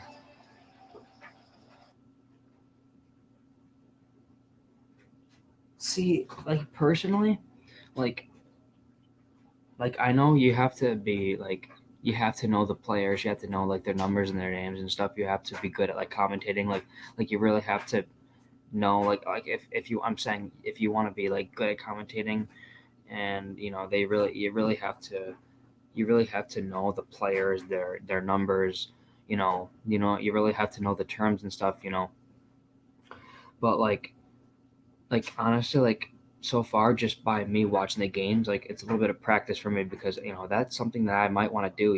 I'm interested in that stuff and I love hockey, and I wouldn't mind being a commentator.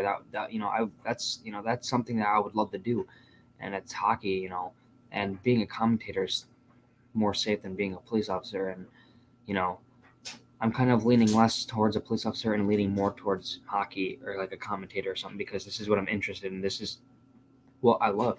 This is my interest. This is what I like to do. You want to do something that you're going to be happy with doing, and this is something that I'd be happy with. Not chasing bad guys and potential risk of dying every day on the job. So, I mean, it would be a cool job. Don't get me wrong, and it would probably be fun at sometimes. But every day is a risk on that job. I know any job is technically, because you're taking a risk every day. You're going out into the public. You're going. Anything could happen at any time. But I'm saying in general, police work and stuff is more risky than something like hockey, like commentating relating. Commentating related. Super talented, hardworking kids, and they have the skills to be here in the league. And guess what? They're pushing the veterans to be better and to keep up with them. So that's not a bad thing. It's very exciting for this club, John. Second round pick from 18. We talked about all the first round picks. Okay, so it's not going to be Nate Schmidt. It's going to be a penalty on Wheeler, and now the Ducks have a power play. So the Ducks are looking to increase their lead. Raquel now for the Ducks. He gets it across.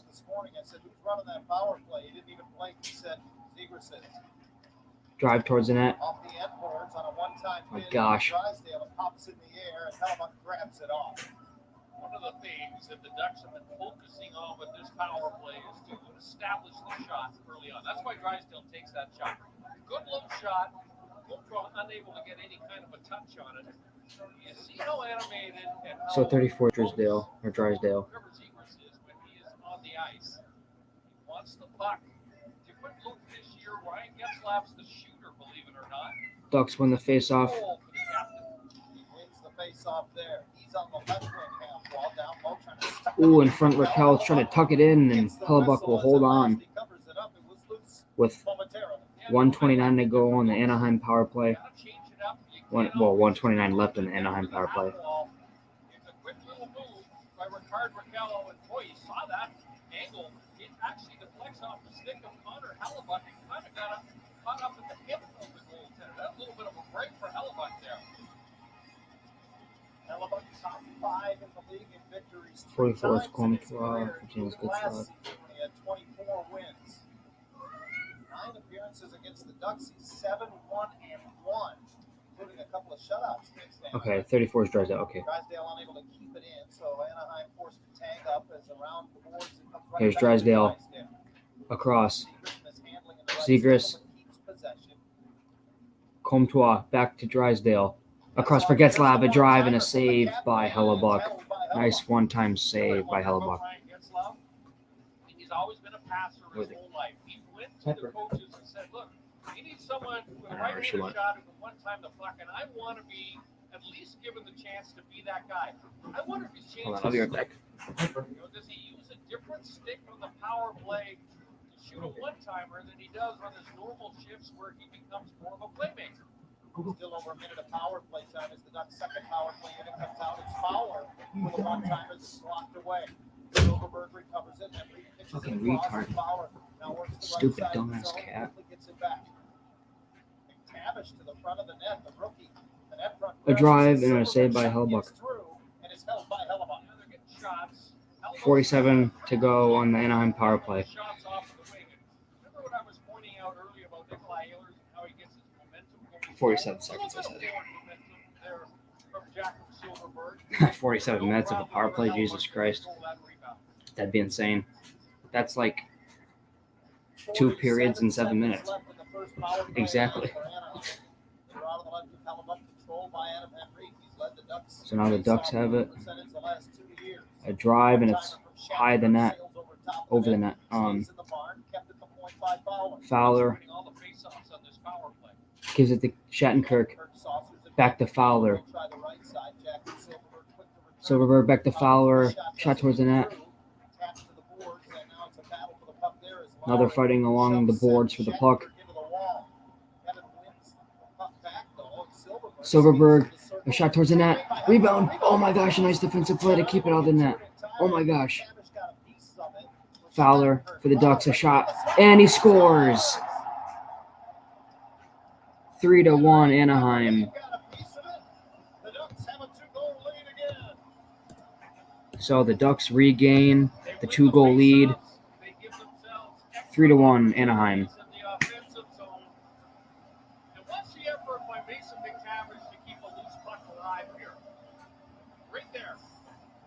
It might be Henrique's goal. I'm not entirely sure.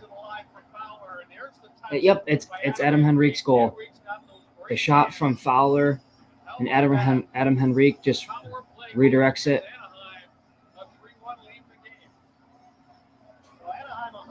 A nice redirection by Adam Henrique.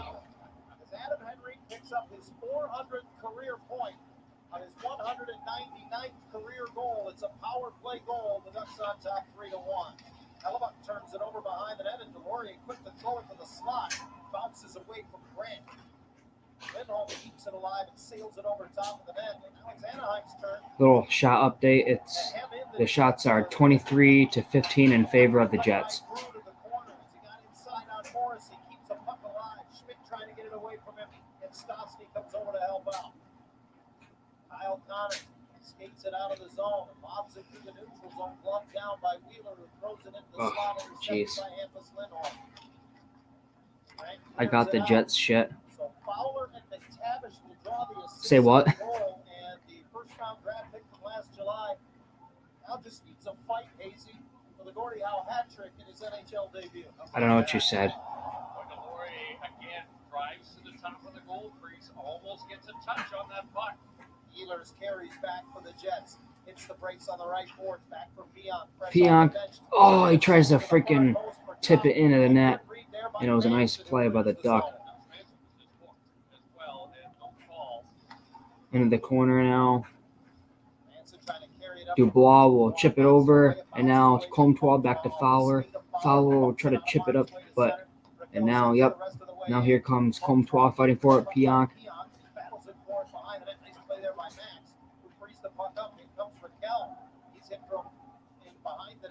Here comes the Jets. Ooh! What a chance there for the Jets to freaking make it 3-2, but he just couldn't put it in. Shot wide of the net. Jesus.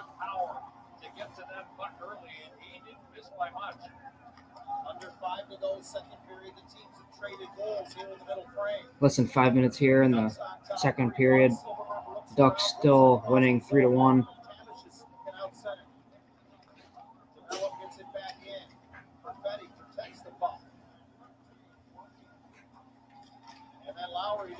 Ooh.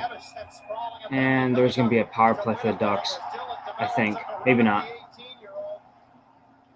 I thought there was going to be a power play because of the whistle, but it was just two guys going at it. One of the things these Anaheim veterans are going to do is they are going to protect these youngsters in the lineup. Come on, Jets. See how the penalties get sorted out, but Anaheim with a power play goal. Adam Henrique with a nifty redirect. Goalie.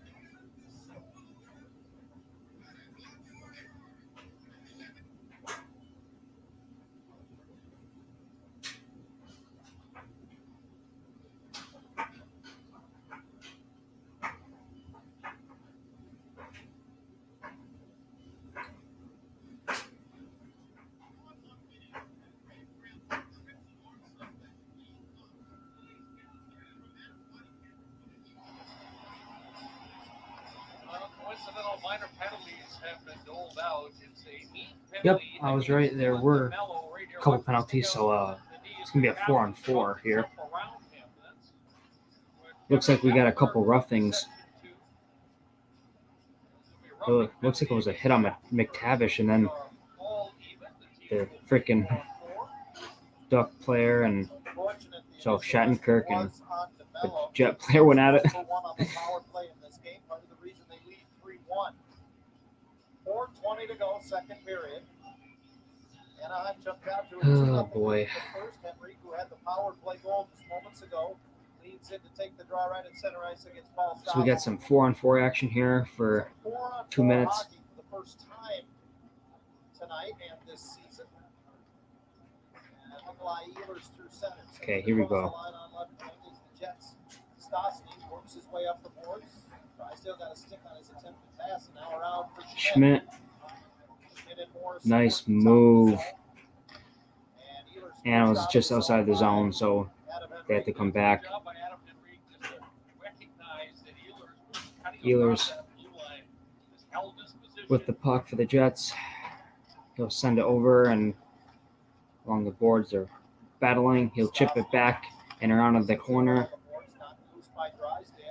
Now the Ducks have it. The Ducks carry it up. He'll give it over to Raquel. Raquel, drop pass for. Who is that? I can't tell. I'm not good with the numbers, but.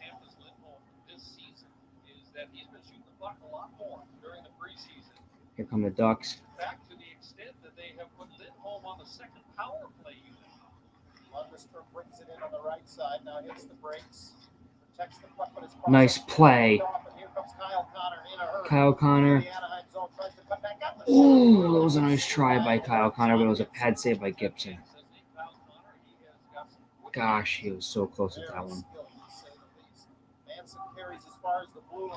Pionk chips it around the corner, and now Connor tries to get it, but Ducks will take it. I don't know. He'll just hold on to it, and he goes behind his net. Ooh, a nice little fake there. Here comes Max Comtois for the Ducks into the corner.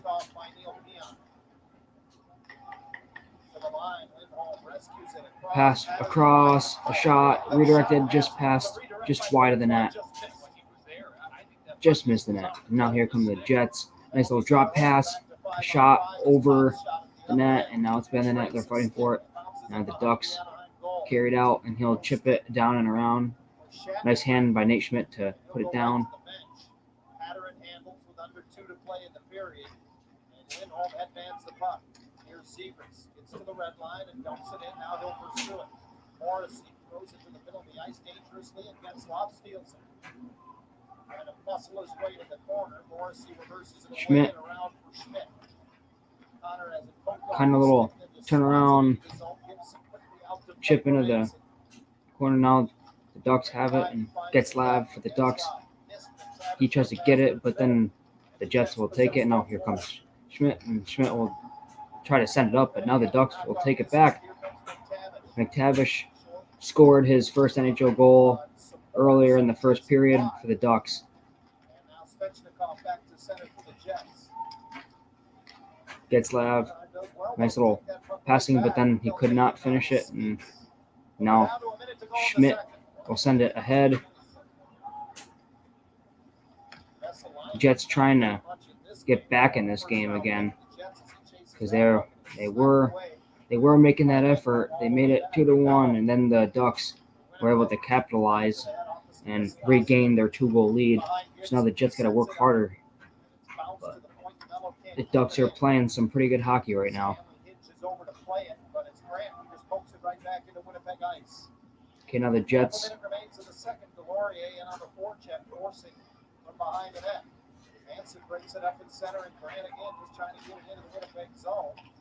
Jeez, what are these turnovers? Unnecessary.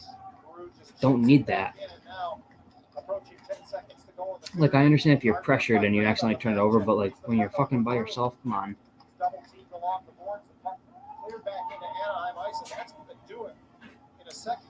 So that's going to be it for the second period. And the Ducks are currently leading 3-1 against the Jets. The Jets played better, in my opinion, in the second period. The Ducks were able to regain the lead. So, you know, I think that both teams played good this period. The Jets worked harder. Kyle Connor with a nasty one-timer, assisted from Wheeler, I believe, and then Cam Fowler almost from the blue line, just a shot, and then it gets redirected by Adam Henrique. So yeah, and then the Ducks regained their 2-goal lead. So good period of hockey for the second period, and now on to the third period. So obviously we have the intermission, so I'm probably just going to relax for a little bit, and obviously got the intermission report stuff. So Adam, a nifty little redirect from you. First, can you just tell us, how does it feel to hear the roar of a packed house again after scoring a goal? Oh, it's awesome. You know, we've been missing that for a long time. So even through camp, we had a couple scrimmages. We had some fans at the practice rink. Even that was nice to see. So pretty special to get back out here, back to normal, and have a lot of fans here. Well, that was our first look at the Ducks power play this season. We know how the fans felt about it. How did you feel about it? It was good. I thought both units did a good job establishing pressure and establishing the attack. So that's something we've talked about a lot, is just getting pucks to the net. And then getting that second, third opportunity, which we ended up doing off the goal. Mac, you know, off a play into the corner, Mac gets over there with the battle, Sylvie too, and then up over to Cam. And Cam just had the patience. I just happen to find a good spot in the hole there, you've got to stick on it. So it was good work all around from everybody. You got it. Thanks so much, Rico. We appreciate it. Thank you. Ken, send it back to you. Oh, Ali, thank you very much. Congrats to Adam Henriquez. 400 career point. Couldn't come at a better time. Picking up a power play goal. Putting the Ducks back up by 2. Thanks to some great saves by John Gibson. Back with much more after this. Anaheim.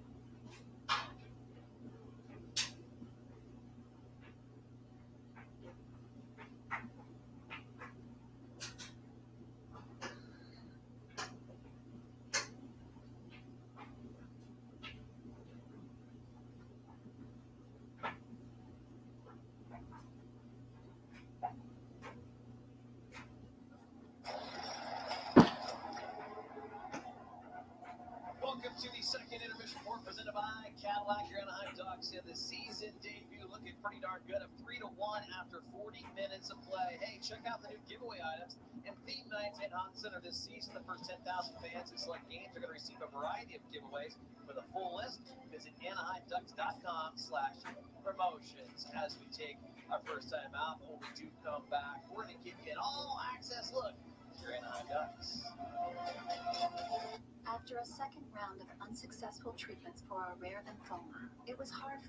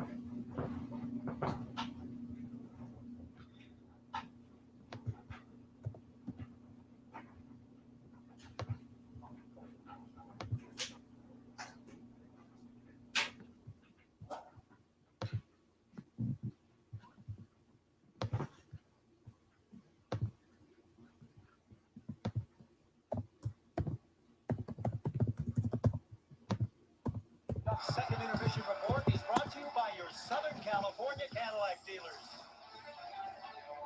Shattenkirk, McTavish, Henrique have all found the back of the net, and as a result, Ducks up 3-1 on opening night after 40 minutes of play. Hey, you know what? It was an exciting, busy summer for your Anaheim Ducks. Here's an all-access look at the summertime. Big night for this draft. Happy and excited to draft from the Peterborough Pete's hockey team, Mason McTavish. This guy is a warrior. He has an NHL shot and body right now. I love his game. The first question has to be about your decision to sign a one-year deal with Anaheim. You know, ultimately, Anaheim has always been where my heart is. I was really glad to be able to get something like that done. I know going into the season, you always have high expectations. The way that the talent is dispersed really serves the team well. This league, it's the margin of error is tiny.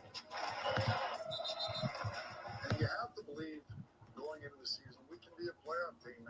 Led by Ryan Getzlaf, he is such a terrific captain and he understands his role now. Spoke about we want guys that consistently compete, consistently care. And your mindset right now is how that you can win today. Got young players, and it takes some time for those guys to start making a difference for sure. We want the puck changing sides tonight. This guy will take off. This guy will take off. This is one of those years that I think that we took some good strides last year. Obviously, we're building something here, and Bob's had a plan for the last couple of years, and we got to get moving on it. Now we have to walk the walk, and you're looking at this team as a prospective up and up team that's got a lot of skill up front, a lot of young guys with a lot of skill, some core guys on defense that have been around for a little while, and great goaltending. We certainly missed fans last year, but I don't think we're going to understand, you know, the atmosphere that was gone, you know, until we were immersed back into it on opening night. I'm looking forward to the noise of the fans the most, just the energy that they bring. Ducks fans are the best in the world. I mean, it's so much fun to play in front of, and we're ready to play hockey in front of you guys again. As you can see, a super talented group of people working with the Anaheim Ducks production staff, bringing behind-the-scenes coverage read by Rich Cooley, Peter Uvala, Gabe Suarez, and the others. Just a joy to work with. But boy, I cannot wait to see what else they're going to produce coming up here this season. Well, it's great for the fans to get that sneak peek, to be able to look inside the locker room, see the coaching staff talking about particular things and how to get the players ready and prepared, and get them to believe that they're good enough to compete, especially to try to make the playoffs. Well, right now they believe, because right now the Anaheim Ducks are up by 2 after 2 on opening night at Honda Center. Adam Henrique with the first power play goal of the year. Stats and highlights next. Want to take your combo for an adult swim?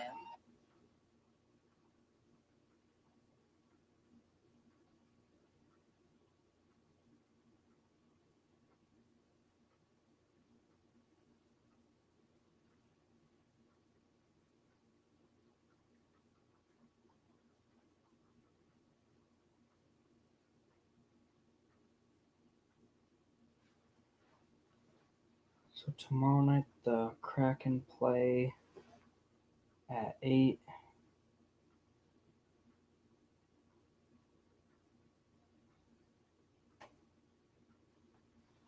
So tomorrow night, interesting. Tomorrow night is going to be an awesome night because there's, there's not a ton of games, but there's a good amount of games. Let's see here. 1, 2, 3, 4, 5, 6, 7. There's like 9 games tomorrow night. Well, tonight actually, because it's 12 now. So today, Thursday. So tonight, we got Arizona Coyotes at Blue Jackets, Toronto Maple Leafs at Senators, New York Islanders at Hurricanes, Pittsburgh Penguins at Florida Panthers, Montreal Canadiens at Sabres, Dallas Stars at Rangers, Lightning at Red Wings, Kraken at Predators, and Golden Knights at Kings. So this is the thing. Since I want to watch the Kraken game,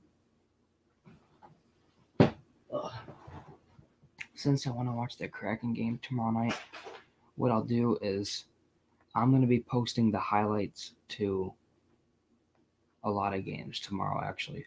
I'm going to be posting the highlights to the Coyotes and Blue Jackets game, probably the Maple Leafs and Senators. Actually, no, take that back. I'll probably be posting the highlights for, actually, maybe, Coyotes and Blue Jackets, Maple Leafs, Senators, Islanders and Hurricanes, Kraken and Predators. So probably like 3 or 4 highlights I'm posting tomorrow. 3 or 4 game highlights I'll post tomorrow. Well, later tonight. And I'll be posting, obviously, the Jets and Ducks highlights after this stream when they upload it. So, yeah, I'm excited to watch the Kraken later today at 8 p.m. So Kraken at Predators, I'll be streaming that. That's probably my only stream that I'll be doing. And then maybe the Golden Knights. Possibly Golden Knights. Maybe Evan and I can watch that because I want Evan to come over today. So on the power play, Adam Henrique picking up his first of the season. They are all fired up. As a result, Ducks up by 2 after 2 on the other side. John and Brian with the third period right after this.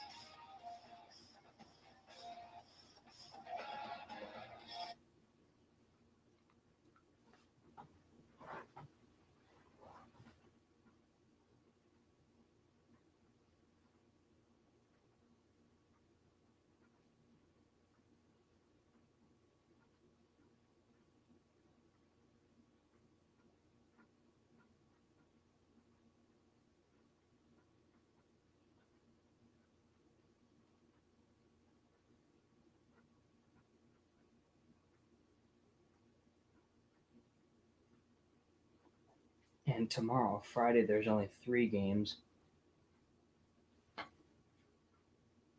The Blackhawks at Devils,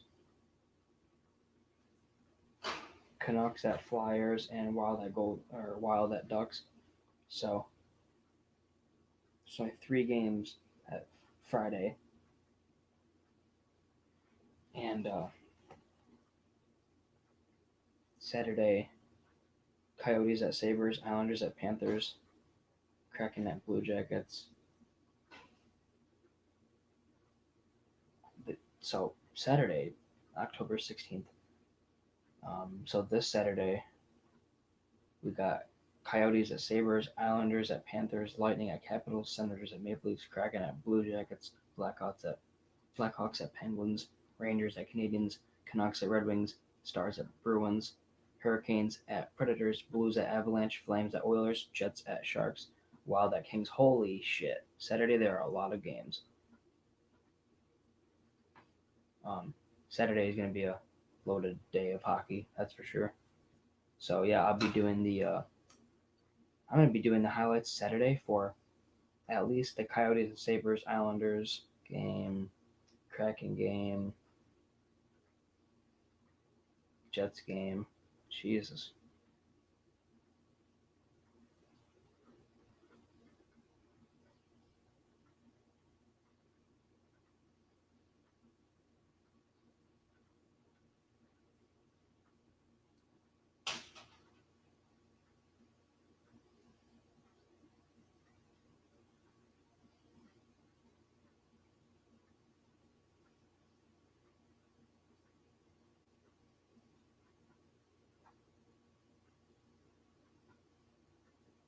As we get set to start the third period of play at Honda Center, time for our Play Sense, as brought to you by Olive. What a night, Brian Hayward, it has been for Mason McTavish. Not only his NHL debut, been on the ice for all 3 Anaheim goals. And he has made an impact for all 3 goals as well. It's interesting. Simple plays, and this is going to bring a big smile to the face of Dallas Eakins. Watch Mason McTavish here. Where does he go?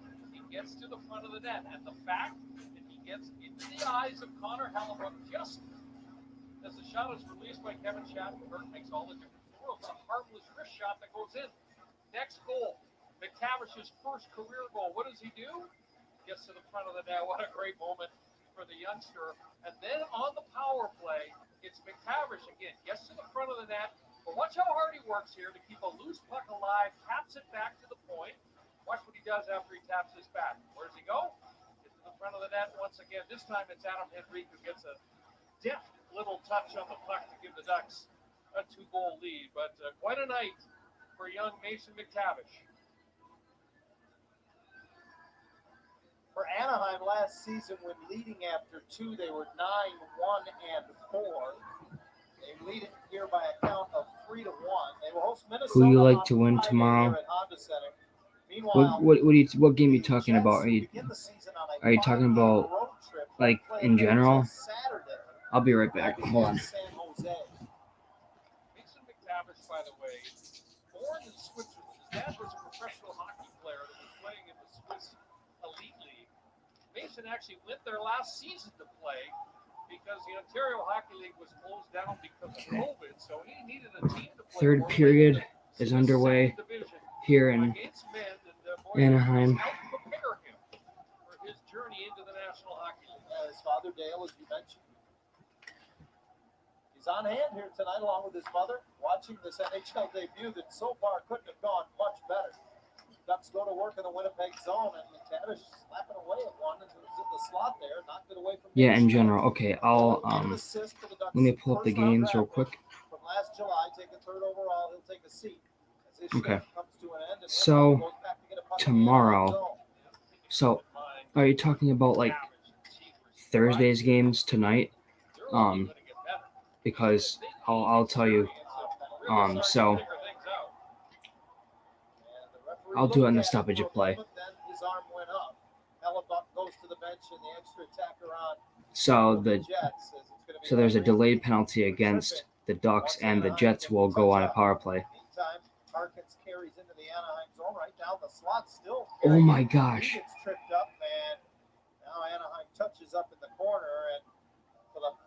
Okay. I want the Coyotes to beat the Blue Jackets. I want the Maple Leafs to beat the Senators. I want the Islanders to beat the Hurricanes. I want the Panthers to beat the Penguins. I want the Canadiens to beat the Sabres. I want the Rangers to beat the Stars. I want the Red Wings to beat the Lightning. I want the Kraken to beat the Predators. And I want the Golden Knights to beat the Kings. There. And then for tomorrow, Friday, I want the Devils to beat the Blackhawks, the Canucks to beat the Flyers, and the Ducks to beat the Wild. 3-1, just a minute 26 into the 3rd period. Lowry will lean in and take the draw against Derek Grant. Actually, take that back. I want the Wild to beat the Ducks. the Ducks. I don't know. Gets it back from Mueller, slides it all the way across. Connor trying to time a pass into the spot, but it ricochets back. Pionk with the keep at the line. Come on, Winnipeg. You got to take advantage of these power plays. It's not like they're just going to hand you power plays. You got to take advantage of them. So a minute to have a minute. I cannot talk. It's fucking too late for this shit.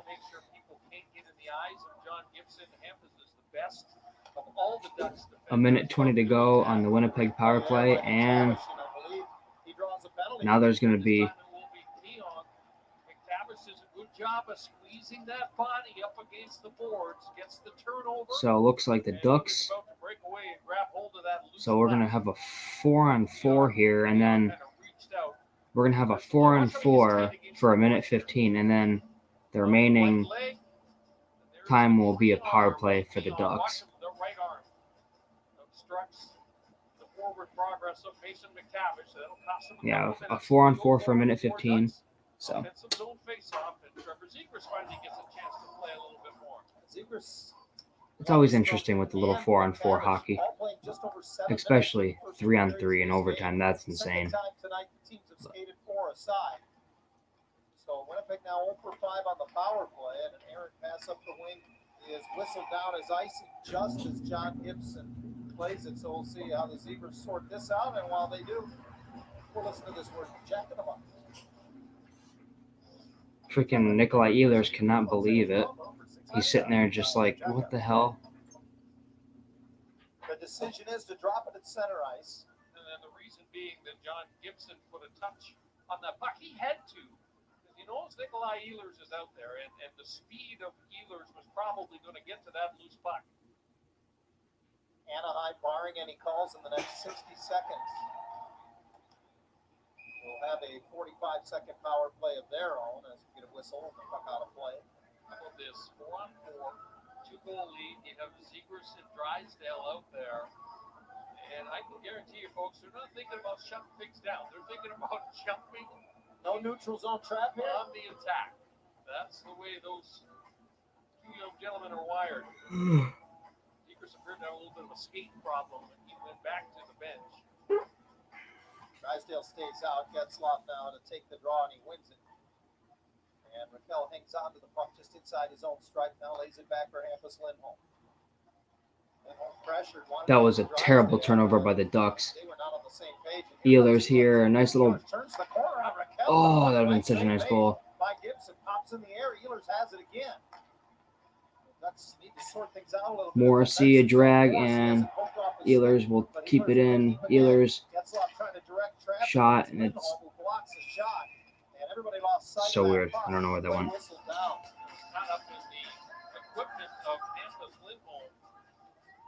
Hampus upset with himself. Dubois got a good angle on him, forced him to turn it over, and then again the skating ability. That was a nice move by Ehlers. He walks right around Rickard Rakell, who was just stationary,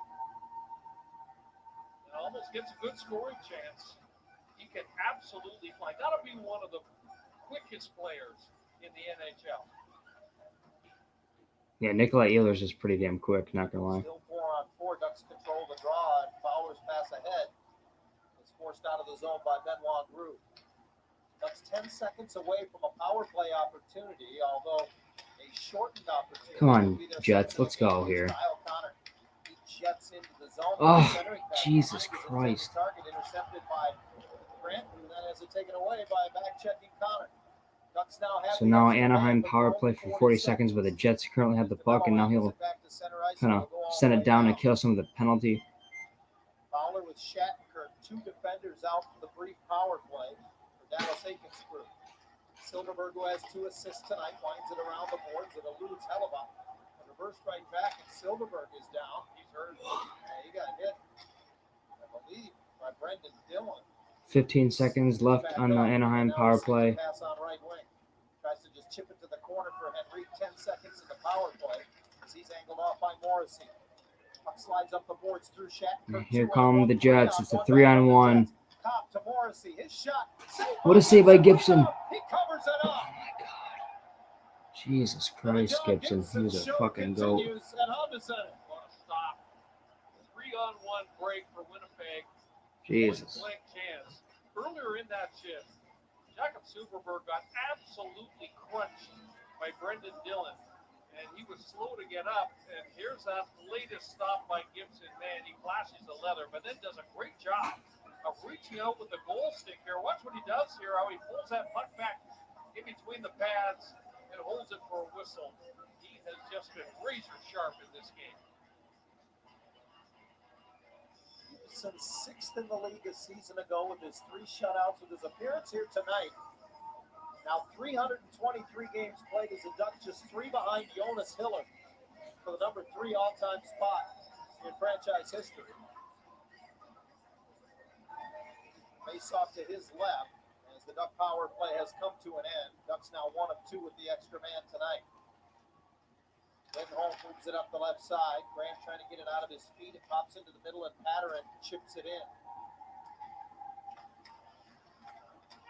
15:30 here in the third period. Now, Gibson out to play it.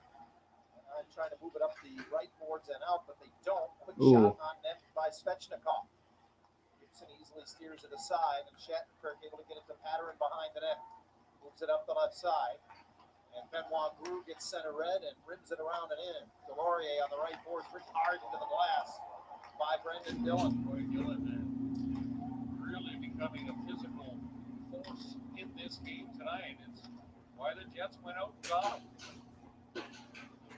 Glove down and center by Raquel, Hanson. He finds the Raquel, Ducks. caught on the back check though by Kyle Connor. But he is shifty. Not only a big force offensively, but he's good on the back check. Raquel diagonally dumping it into the zone off the glass. Henry puts it behind him. Morrissey moves it up the right side. Same two teams a week from tomorrow in Winnipeg. And then on the 26th of October, they will, believe it or not, finish their season series. Come on, Jets, let's go. Again here at Honda Center. So get used to seeing the Winnipeg Jets. Nice play at the blue line by Drysdale, and he's going to draw a penalty. Zegers follows up. Bullshit. Dangles into the zone, nearly got it to the front of the net. Schmidt sweeps it away, and Anaheim will get a full 2-minute compliment on the power play now. And it's the quick feet of So with Jamie Drysdale 14-12 left in the third, Anaheim gets a power play. beside him. Look at how he gets that right shoulder inside of Wheeler, and Wheeler reaches out, grabs him. To the right Yeah, I hand. can see that. No, I didn't see that from that angle, but On the power play, another opportunity here with the extra man. Brian, the last two penalties drawn by 18-year-old Mason McTavish and 19-year-old Jamie Drysdale.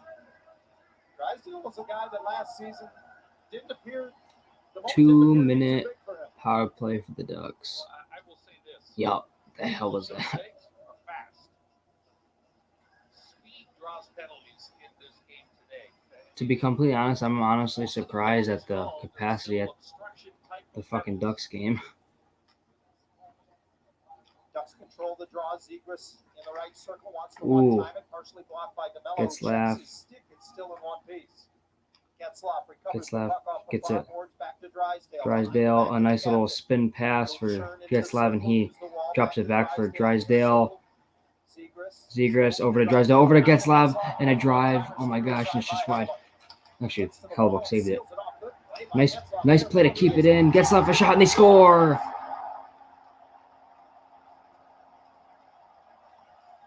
It was not Getzlav, but the Anaheim Ducks. Looks like it's Raquel, Richard Raquel's goal. I said it was fucking Getzlav. It was Richard Raquel. Watch Getzlaf here with a nifty little drop pass. And this time, look at all those bodies, boy. Raquel may have got a touch on Ooh. that puck. Yep, that was Raquel's goal. It looks like he got a piece of it. Shot by Drysdale. I think that puck looks like it's touched by the stick of Ricard Raquel. Yep. Another power play goal of the Ducks now with a 3-goal push. So Ricard Raquel makes it 4-1 Anaheim. Getzlaf. And the Ducks have 2 on the power play, and their biggest lead of the night now, 4-1. Long way to go. 13:25 left as the puck slowly comes back to Gibson. Bauer quick to move it around the wall. Little touch from Silverberg clears the zone. And this is an energized Honda Center right now, to say the least. Last 5 games at home in the regular season. A year ago, the Ducks were allowed to have 15% capacity in this building. That equaled less than 2,000 people. Maybe I'll do highlights for when my teams win. The only reason obviously the first highlights for the Kraken game is because that was their first game in Kraken history. But maybe I'll only post the highlights when the team that I want wins win. Maybe that's when I'll do the highlights when the teams that I want win. So like for example, the Kraken, the Jets, the Islanders, teams like that. The Rangers, how about that? When my favorite teams win, then I'll post those highlights. So, for example, if the Jets lose tonight, oh, here come the Ducks. So like for example, tonight the Jets are more than likely going to lose. I mean, hey, there's still over 12 minutes left in this third period, and it's very well possible that the Jets could tie it, but anything's possible, but still, it's more than likely that the Jets are going to lose. So, I'm only going to mainly post the highlights for when my teams win. I'm not saying I'm in a bandwagon because I'm not a bandwagon. I'm still wearing the Jets hat. The Jets are losing 4-1. I'm still, look at the Kraken.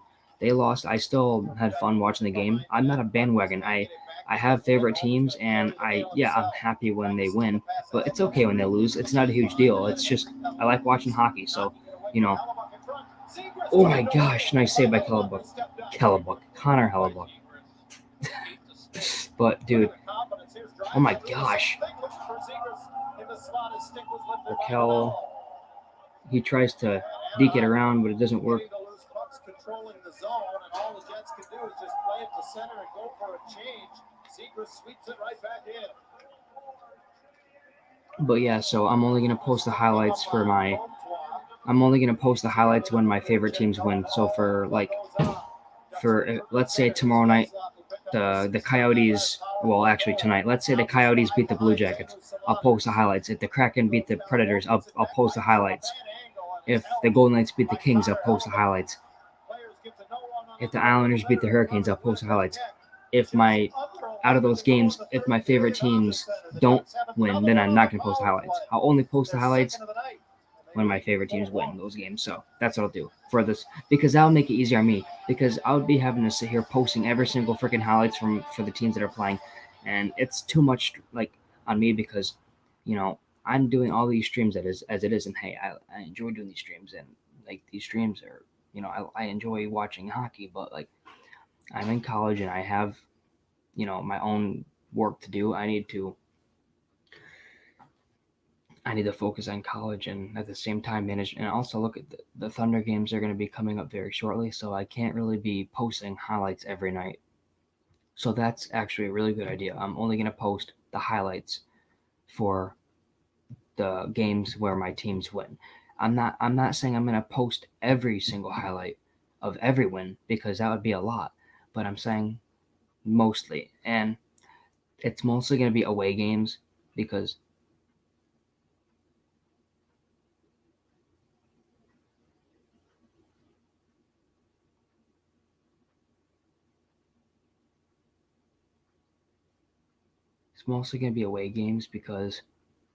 I like watching the away games. I like when my teams play on the road. It's probably Vegas at home is fun, and I'm sure the Kraken at their home arena is gonna be amazing. So I'll post Kraken highlights when they're home. I'll post Islanders and Jets, Coyotes, Golden Knights highlights when they're away, and I'm excited for this hockey season. I'm so hyped for the Thunder season, this NHL season, ECHL season. I'm so hyped, and I'm so happy that hockey's back. So, hockey's hockey, and I'll post whatever I want on my channel, and I'm gonna continue to stream. So, I'll finish this game. I'll finish streaming this after this game. I don't think I'm going to be able to. I don't think I'm posting any highlights tonight, because I don't think my team's won tonight. The Jets are more than likely probably going to lose. Rangers lost. And I don't really care about the Oilers or the Canucks, so but we'll see. Maybe I don't know. We'll see. I'll post highlights here and there, and but yeah. So Problem spot for the Ducks last year, but good start to this season. Gibson and the Duck penalty kill 5 for 5 in this one, and that bears repeating, because the power play will get a lot of credit with Anaheim on top 4-1, but the penalty kill held the Jets at bay to allow the power play to add to the lead.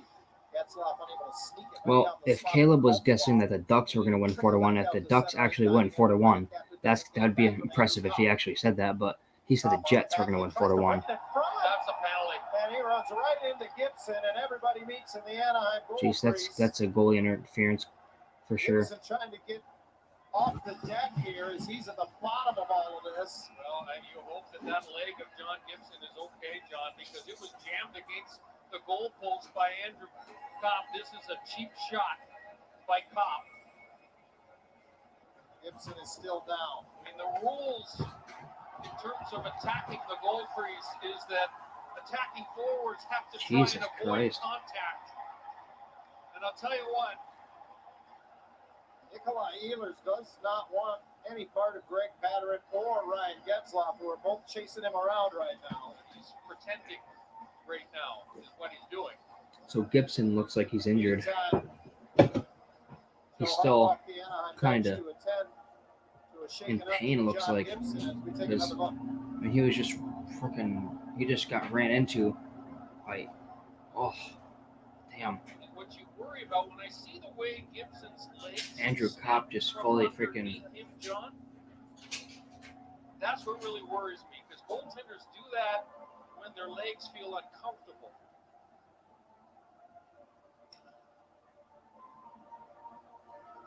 There's the ooh, yeah, that looks like it hurt.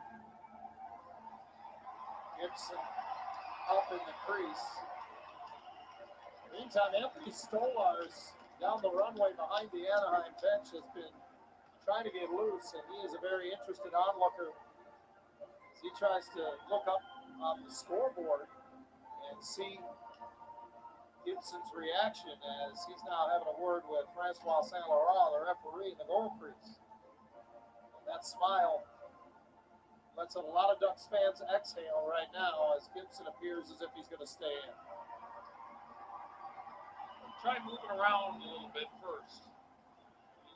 Joe Huff is going to make darn sure that John Gibson feels 100%.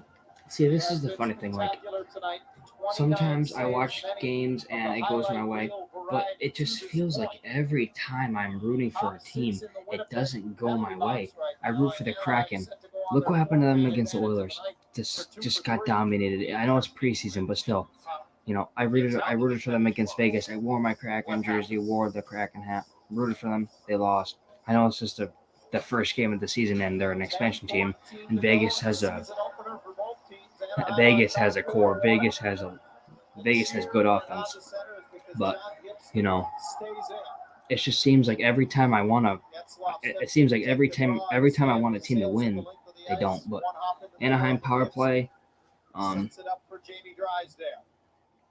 just about 10 minutes to go here in the third period here in Anaheim. Pretty entertaining game, honestly, so far. Even though it's not the way I want it to be, it's still been pretty good game. So Power play percentages go way down when you've got to shoot the puck in and then try and recover it. Getzlaf brings it into the zone. Hands it off out high to Drysdale. Zegras now with the puck. Zegras tries to get across. A nice little pass there. Drysdale over to Zegras. Zegras sends it towards the net. No. Getzlaf. He slaps it towards the net, and it's still deflected up and off the glass. A nice little between legs pass. Raquel tries to get over to Getzlaf, but it was broken up by the Jets defense. And now Lowry will clear it, and Gibson will leave it behind the net. Fowler takes the puck. Second power play unit comes out. Silverberg gets it from Fowler across the line with Shattenkirk. Shattenkirk gets it across. A nice shot, but it was just to the side of the net. Shattenkirk drags shot towards the net, and it's just wide. Silverberg chips it in. Now they don't know where it is. It's behind the net. Shattenkirk chips it around into the corner, and now he tries to clear it, but the Ducks keep it in. Shattenkirk. Fowler. Ooh, nice hit there. Ducks keep it in, shot towards the net. Now it's out. A break. Oh no! Fuck. Gibson came out and fucking. Damn it. That was a breakaway, but it wasn't. Well, technically it was, but if Gibson didn't come out. Now the Jets in the Duck zone. Nice save by Gibson. Ooh, they're going at it. Andrew Kopp in the middle of that somewhere. The linesman got to Derek Grant pretty quickly. You know, Grant was trying to pull Kopp out of that little scrum. 7:53 to go in the third.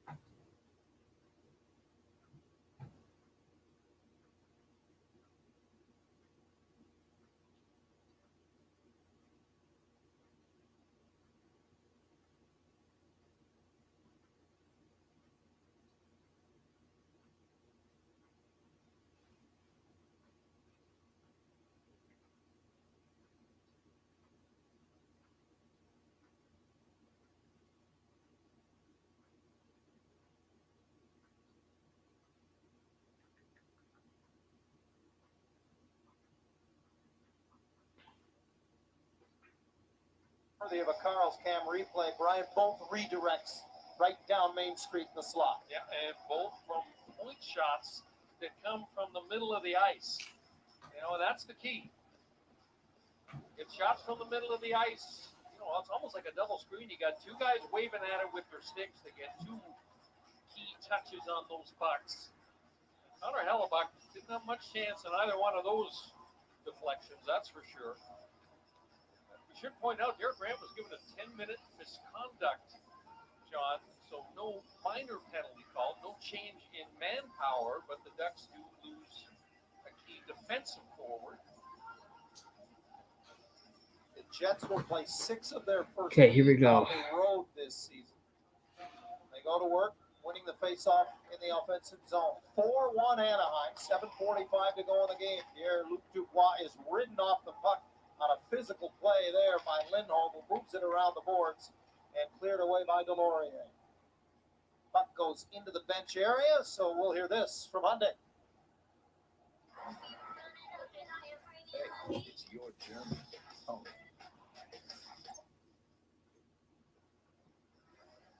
So you wondered out loud, Brian, how Andrew Kopp would be treated the rest of this game. The Ducks sent that message before we went to that last break. We'll see now if the focus is on working on the clock with a 3-goal lead at home. There's a reason why Nick Delorier is on the ice right now, because Andrew Kopp is out there. And it's Delorier behind the net who wins the puck. Sends it around, Greg Patterin. Got it to Delorier, his shot through traffic. Hellebuck never saw it as Brew was blocking out the sun. Ends up off the glass and in behind the net. Jets clear to center and Patterin pulls it in. It would be so funny if the Jets made this crazy ass comeback like late in the third.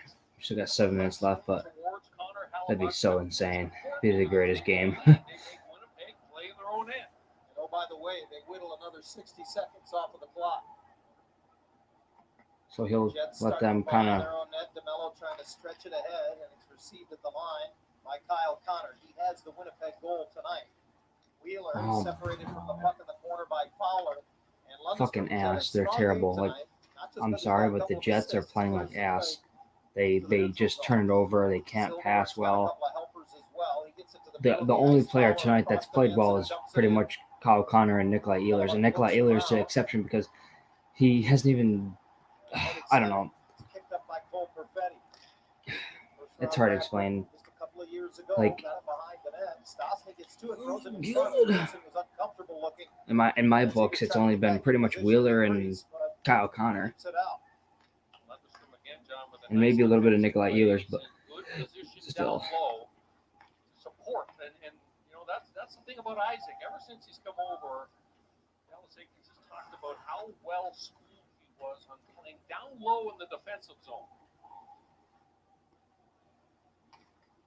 Out there with McTavish on that last shift, who did a nice job just pitchforking one off the boards and out center ice. Under 6 to play. Come on, guys, now, let's go. as the Jets behind their own net just wind it hard around. Lindholm can't get it away from Perfetti. Come on, Does come get on, it come to on. Harkins. Quick little pass Oh to my Lowry coming fucking late, god, I knocked off his fucking stick. suck so As bad again, at this Drysdale fucking comes game. back. Like I literally don't even fucking play this sport. Got it back to Pionk at the line. Tees it up. Glove save. I don't get it. Still I hang don't get on. it. will step aside. 4-1 Ducks. Why is there a commercial? We just put on the fucking commercial.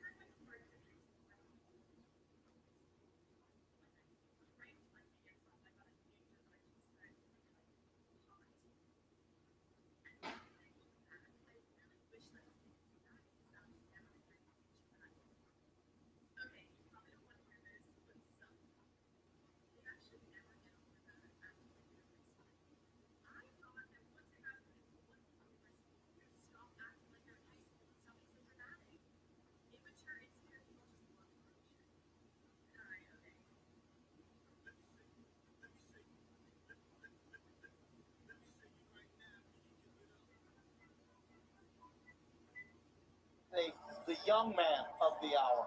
Just the 14th player, Brian, in league history at age 18 or younger with a multi-point game in his NHL debut.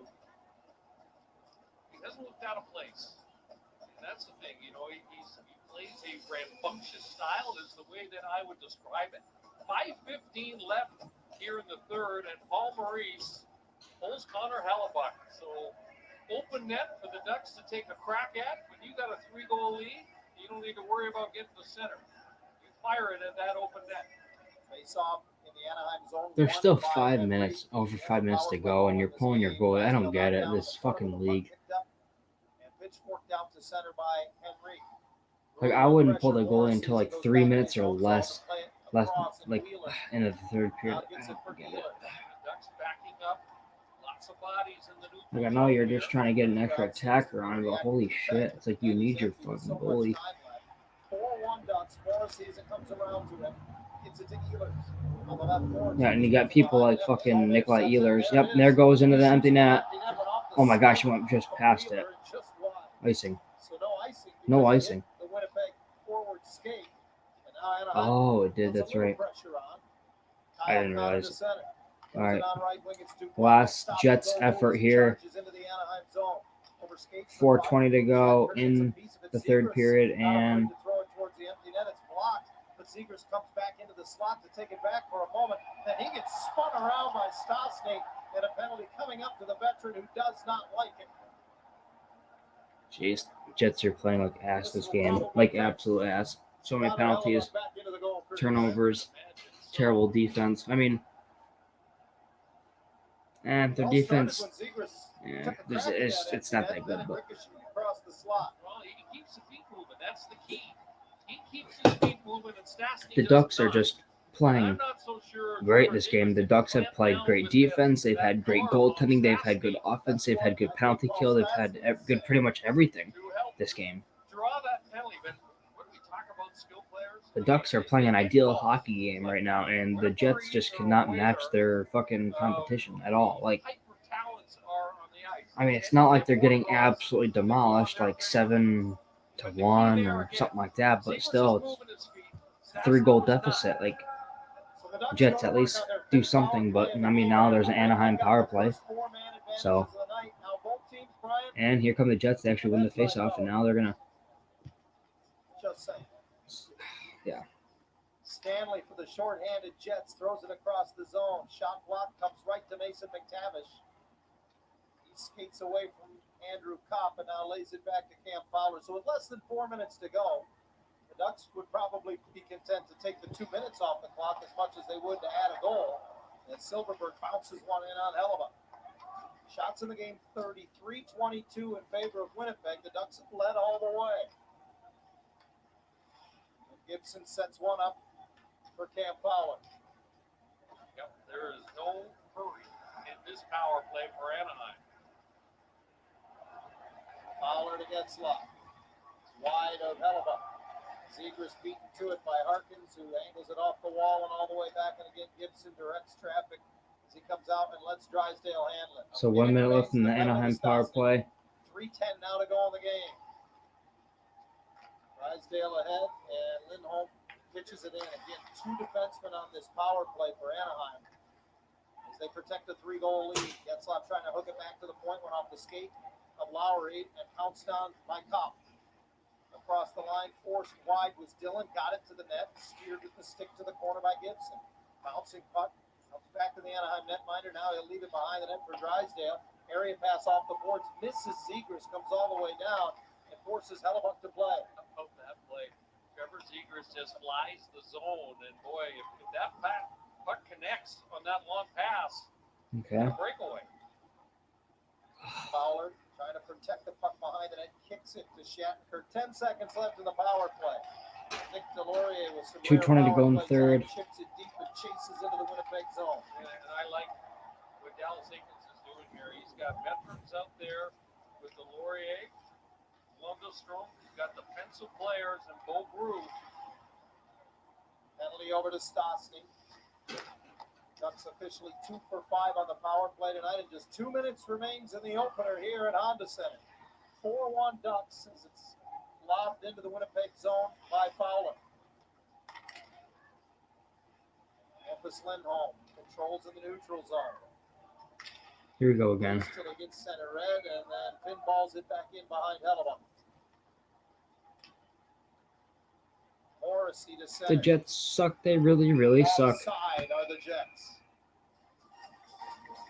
That was Cole Perfetti that was a step offside on that right wing. And so Anaheim quite content to burn the clock as much as they possibly can here.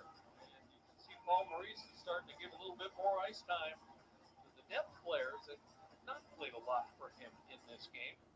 I'm not gonna lie though, the Ducks jerseys are pretty nice. Zone draw controlled by Winnipeg.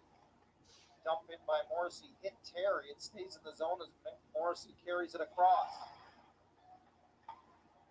Schmidt puts it up on the shelf, and it'll bounce away from Perfetti.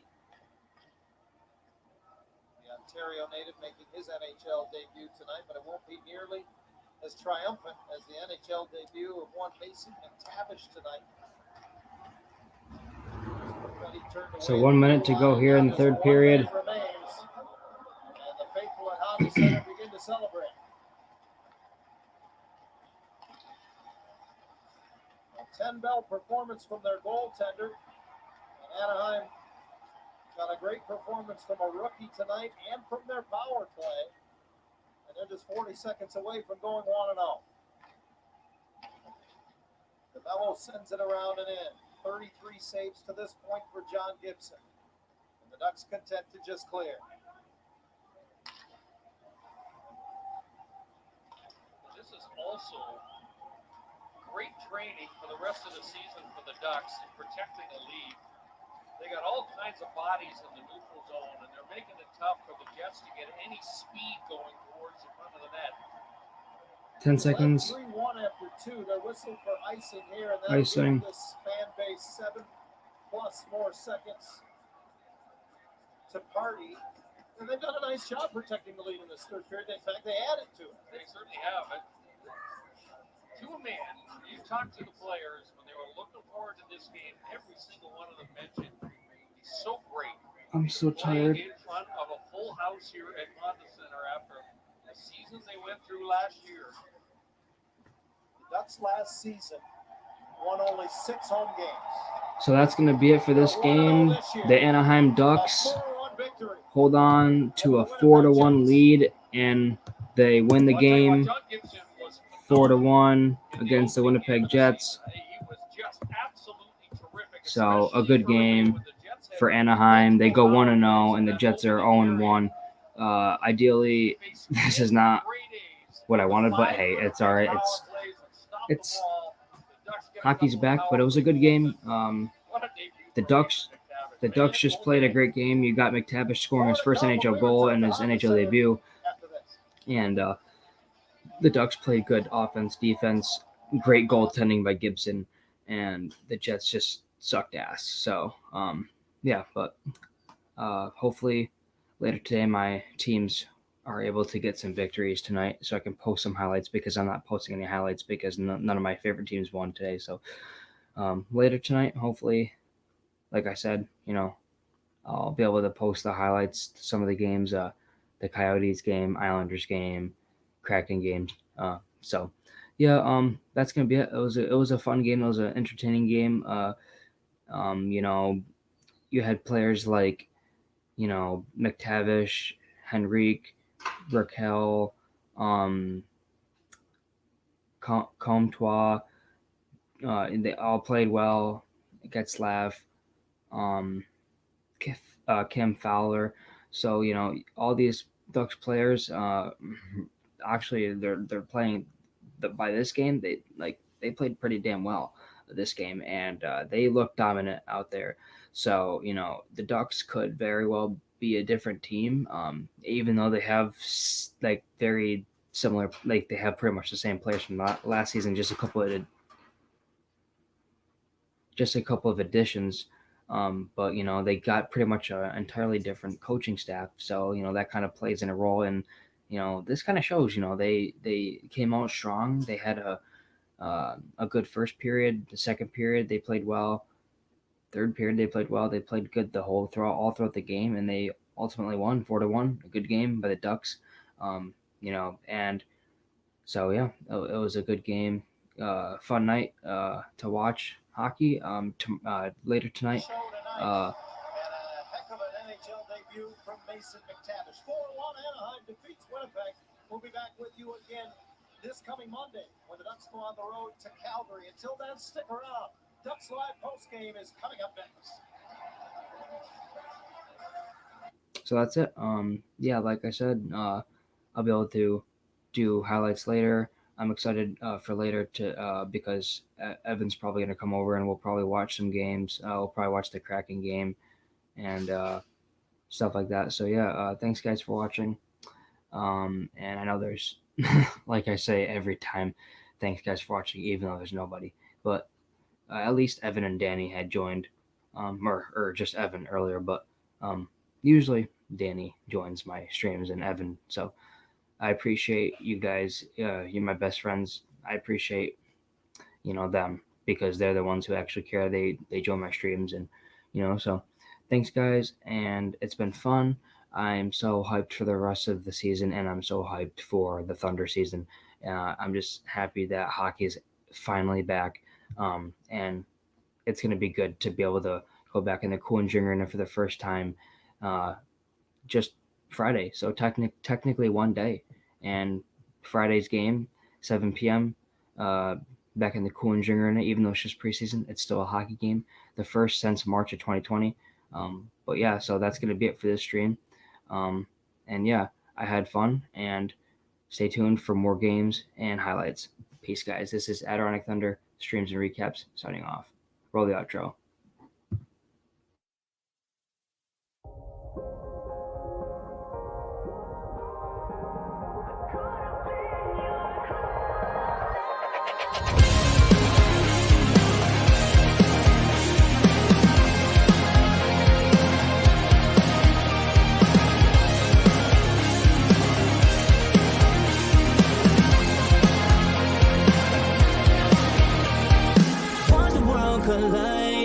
I don't really think you want it bad enough, can't decide. You always think that you're on top now. How you wanna stop now? I just wanna see the